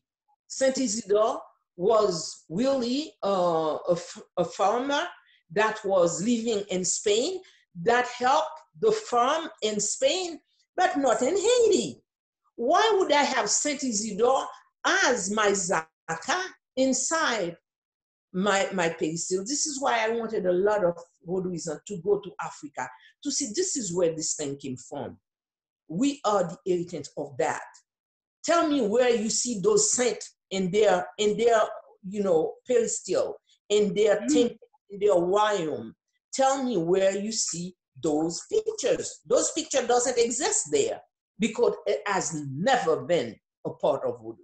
So the Haitian Vodou, you find people really, like I told them, I said, well, this is why your country is like that. Because these people, those that was with you, that fought with you to have your independence, and you became independent. And after your independence, Bookman even said it, threw away the picture of the white God. Yes. Threw it away. Yes. Because that God like tears in your eyes. Yes. Let's listen to our ancestors in our heart that love us. But Bookman said it. Yes. You have every day. It's right there. So it's not like History didn't say it. History at least got the guts. They put this little part for us. Okay? So why would you keep today in 2020 having those pictures? So this is why your country is like that. Because the people that helps you, you're not with them. Because all your energy, your karma go to other people. You're giving them. You're opening it. You're opening your karma to other people. So therefore, the one that is your forces, the one that could give you to make you stronger, you're losing it on the road. Losing it. So this is what happened. And that has nothing to do with Vodou at all. Those pictures were pictures that was created by a lot of artists. They don't even look like the person that was alive. That's the worst part of it. Yes. When you take, for an example, Jesus, the first picture of Jesus, there was a line of 20 men that comes naked because they were paying for it. So someone that wants money is going to breathe. They said, well, your body has to be a perfect size. There were a lot of men that comes all naked. They could look at their body, their column, their head to see if they could represent this creation of Jesus. But when a Haitian told me, you know what? I have a dream last night and I dream of Jesus. I said, was he black or white? Oh, he was white. I said, well, you didn't see him well because you should be in your skin because God said, you said it in the books, I am in the image of God. I said, don't you see every body that has an image? Like you take the Chinese, their God look Chinese. You take the Hindu, their God looks like them. When you take black people, their God looks white. There is a problem right there. Because our God used to be carving in woods, things that represent identity, things that represent God for us. That's our God. Because I am.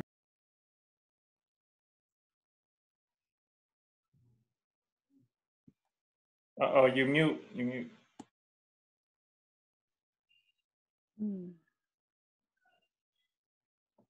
Or another image that doesn't look like me. I always have a problem with that, the way that we educate our kids. And the kids is looking as a little boy that there is a God, and that little Jesus also that was born as the Son of God is white, and a little something So what happened to him? Is he the Son of God? I remember I was in school, when I was in Berkeley, my roommate was in some kind of, cult. I don't remember the cult that she was in. And even though she was a very nice person, very, very nice, her name was Andrea. She was a nice girl. But at the same time, one day we were talking about, the Bible, that she goes to a Bible study and everything. And I asked her, I said, Andrea, when you go to the Bible study, what do you do? She said, well, we study a lot of things about the Bible, the things that they say. And I said, oh, okay. So when you study them, are they prophecy of God or what? Or just a human? And he said, well, they are prophecy of God. I said, did someone meet God? She said, she didn't answer. And I said, how did you see me in your Bible, in your study? She said, well, a lot of Black people, you were the kind of people that disobey God, and God sent you to hell. I said, are you serious?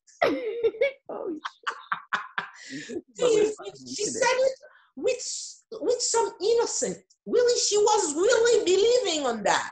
She said, well, and God sent you to hell, and this is how you got burned. I said, did you ever read anything than just the Bible? Did you read other things, how Black people came to this earth? Did you know about Black people? Do you know the beginning of a story? We do have a beginning. We don't just jump in this earth like you guys think that you have this earth, it's yours. We don't just jump on it. And she was kind of confused for a while, like I was the one confused because I was saying things that she didn't want to hear, So it's to tell you the way that people are educated sometimes about this idea of God, what they could make of it. They could make you go and kill people. Oh, that's why we have war. Yeah, it happens. It's still happening. They could make someone kill another person on the name of God for someone interest. And those are the kind of lecture I think that the world needs to listen now. The difference. There is another speech. There is other books, and they are in the back of the library. Go to the back of the library to search for those books that they don't put up front. But there's a lot of, I believe, a lot of information today, thanks to the internet, even though there is a lot of good ones, a lot of bad ones. But by reading so much of them, you could at least have a common sense of what's better, a common sense of an interrogation point where you say, well, I need to think about it. You see? But you don't just enter it in your brain saying, well, this is what the book said. But there's other book we need to read. We need to search. We need to find who we are as a group of people called Black people. Thank you so much. Excellent. Thank you. Thank you. All right. We have two more questions. Well, I see iPhone. Oh, iPhone just dropped off. Okay. So next question from Franklin. Franklin, you can go ahead and unmute yourself and ask a question, please. Hi, and thank you very much. Are you able to hear me? Yes. Yeah, very well. Great. Mrs. Demesmin, I am so elated to see you. I grew up as a little girl twirling in my skirts, looking at you on TV. And when I got the email yesterday, I said, I'm definitely jumping on while I'm working. And I'm expecting I'm going to see a very old lady. Ah, I surprised you, huh? When I got on, I was like, oh my God, she must be a vampire. Than when I was a little girl. Well, you know what? I always, while you said empire, you know, a lot of people said the same thing to me, and I keep saying them, I need to buy your glasses. But while you are there, I can give you glasses. But I know how old I am. Oh my God, it's so good to see you. And unfortunately, I did miss half of the presentation. And I guess my question is in the line of what most people have been asking about. I myself personally, I grew up Catholic, started seeking the ancestors' way on my own, following an incident with my third born, and my being in the United States, I've been here since 1998, and one of the seekers asked, how do you find a teacher? How do you know who you can trust to teach you? Because my family members are a bit, they don't, not just my family members, most people don't want to talk about this kind of thing when you're seeking. And when it comes to who to trust to help you in the path, you don't know where to go. So I myself, I started studying with the Rosicrucians as the closest thing I could find, just so I don't but my family members keep saying this is not a good idea. If you want to go voodoo, you cannot be doing the Mason way. What do you think? I agree. I agree. Mhm. And I think we are working on it as the moment that we're talking. There is a lot of effort with a lot of people that study, that make a lot of research. There is a lot of information that is there. So we are working on it to have a school to form those people that wants to be initiated. Because most of the time, when people said, I want to be initiated, I have people that said, I want you to be my mom. I said, being your mother is one thing, but being a child that wants to follow my step is another thing. Because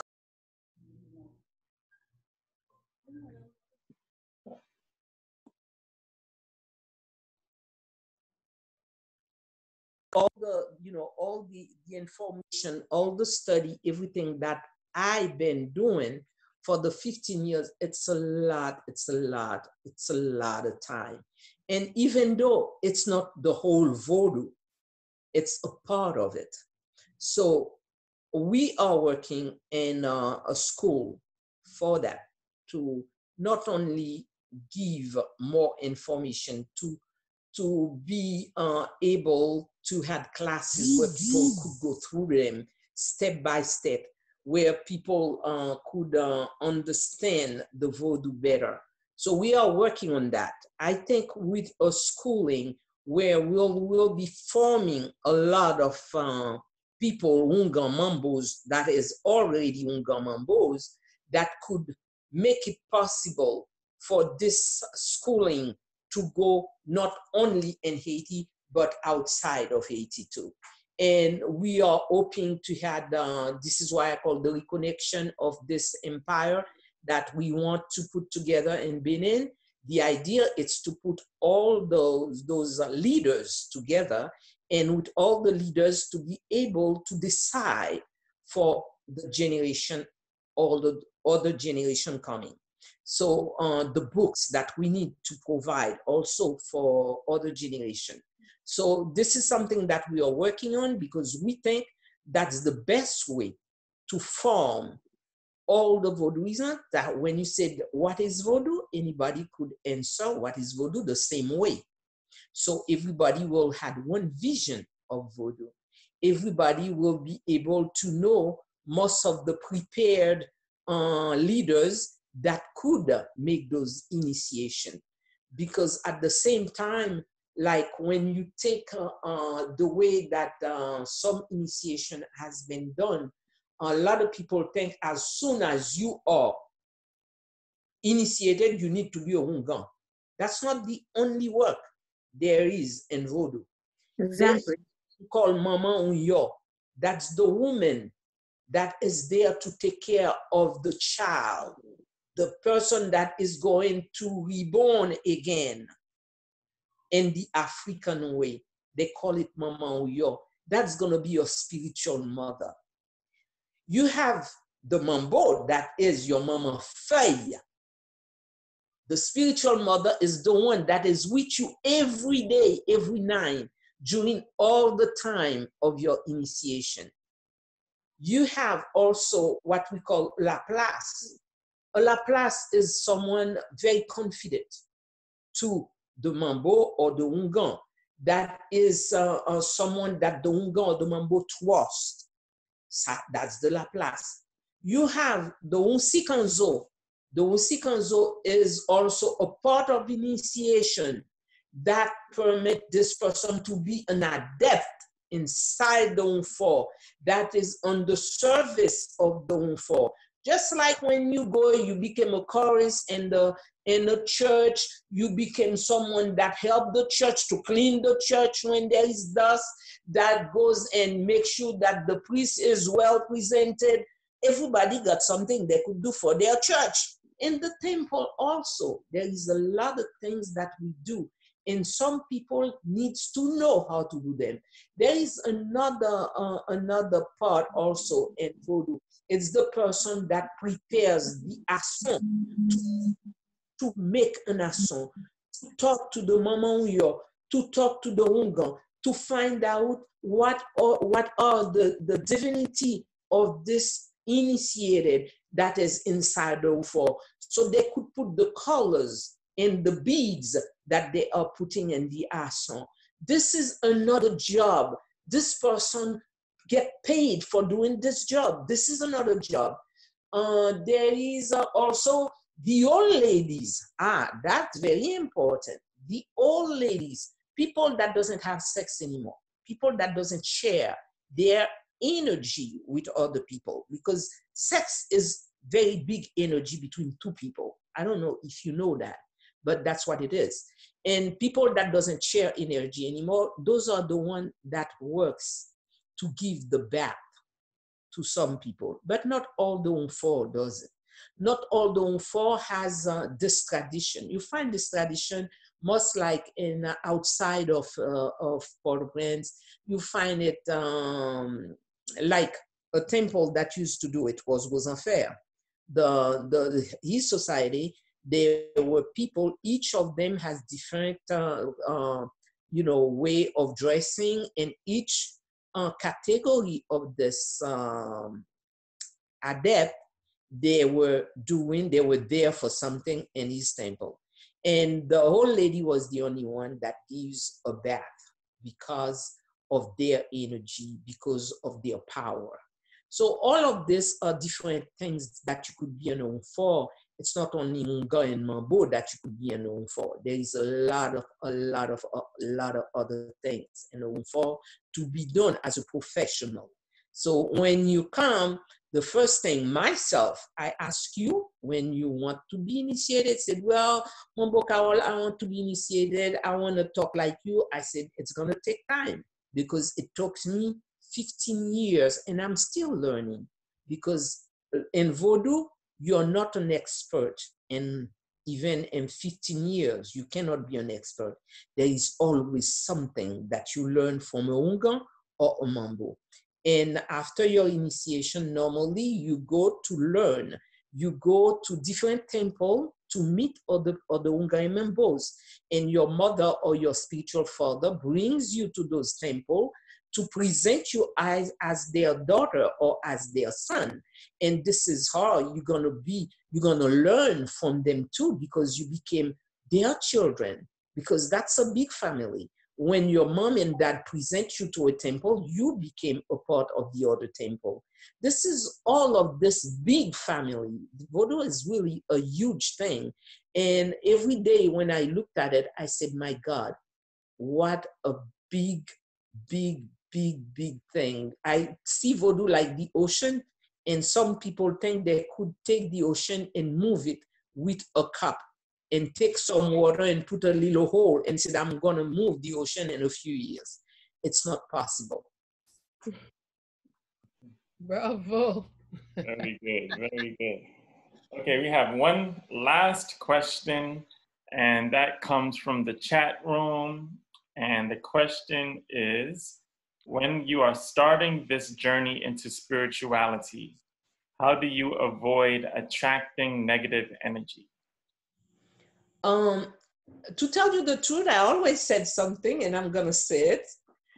If there is God, there is evil, because there are a balance. If there isn't evil, there won't be God. Because there is a balance in life. And this balance, you learn how to use it. You learn the good and the bad. And you learn how to use the good, which is the positive. But at the same time, to have the light, the one that created the light, need both of them to make the light happen. For an example, you came to me and said, Mambo Carole, I want you to do a reading for me because I'm not feeling well. I'm looking in your reading and I'm seeing that you are troubled, you have problems, there is a lot of things going on, very negative. So there is a very negative energy that holds you back, where things cannot happen for you. And I'm gonna use my power for an exorcism, for an example. For me to do the exorcism, I'm gonna use the negative to do it. But after the exorcism, am I negative or am I positive? My answer will be, I am positive. I help you with something negative to take it off, but I have to use the negative to take it off. Because the negative and the positive is the one that comes with the energy that gives you the light. But you need to know how to use it. That's the whole thing. The whole thing, it's to learn when you have a power, how to use that power. You don't use it to destroy, but you use it to build up. That's the difference. Thank you very much. Okay, let's see. Well, we have our guest here, Mario. He's never missed a Bayyinah and Friends session. So he just snuck in to ask a question. So Mario, if you could keep your question fast, then we could go ahead and move forward. I say honneur to Maman Bello, honneur to all of you deesses, your goddesses, Bello and Sister Carole Demesmin. My goodness. Mine is not a question. It's just saying how much I love you guys, how much this thing that you're doing is right on time. The Bayyinah and Friends program, this chance to get into who we are, more than anything else in this world that's happening now, it's time for us to learn who we are, and what better way to do it. And so I thank you. And I discovered your music just a few years ago, and the moment I heard it, I had to have it on my radio program that I was doing, you know, and so and just like everybody else, I'm saying, where's the old lady? I see these young goddesses before me, you know, yourself, Mama Bello, you are ageless, and and nothing here surprises me. That's how we roll when we're rolling with the true power. Yeah. Thank you so much. Thank you for the compliment. Thank you. Thank you. Thank you. That's it. See, yeah, France, it's all good. I'm done. Thank you, Mario. Thank you. I appreciate you, and I feel the same way as you. Everything that we're doing is right on time. This is great for our spiritual energy, so that we could go outside and deal with everything that we have to deal with. So we thank you so much to Carole. We thank you, Mabello. And Mabello, the floor is yours.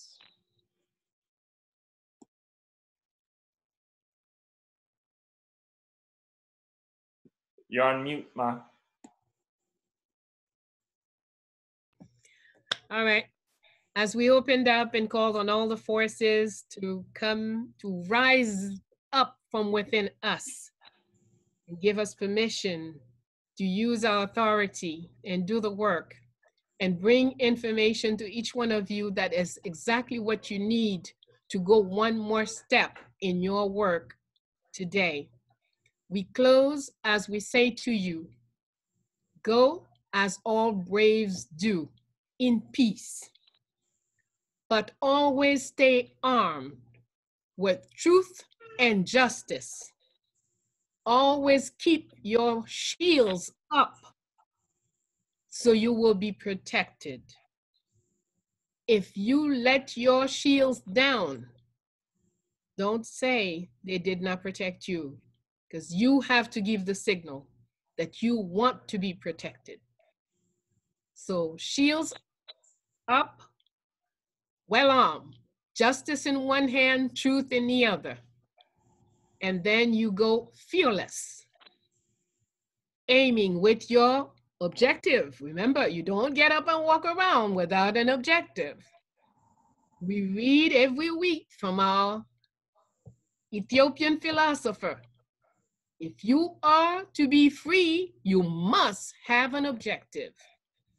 So please keep your objectives in mind as you move, with peace as the intention, but well armed to defend yourself against anything that comes in front of you.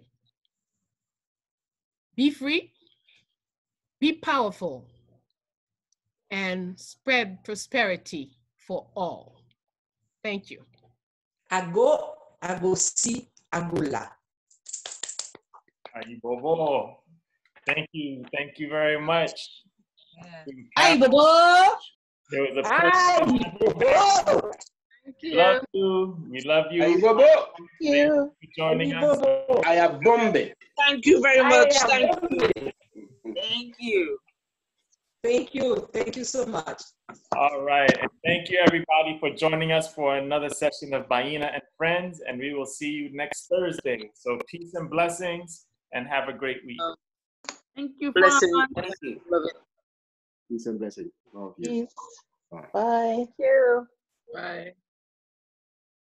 All right. See you later. Have a great week.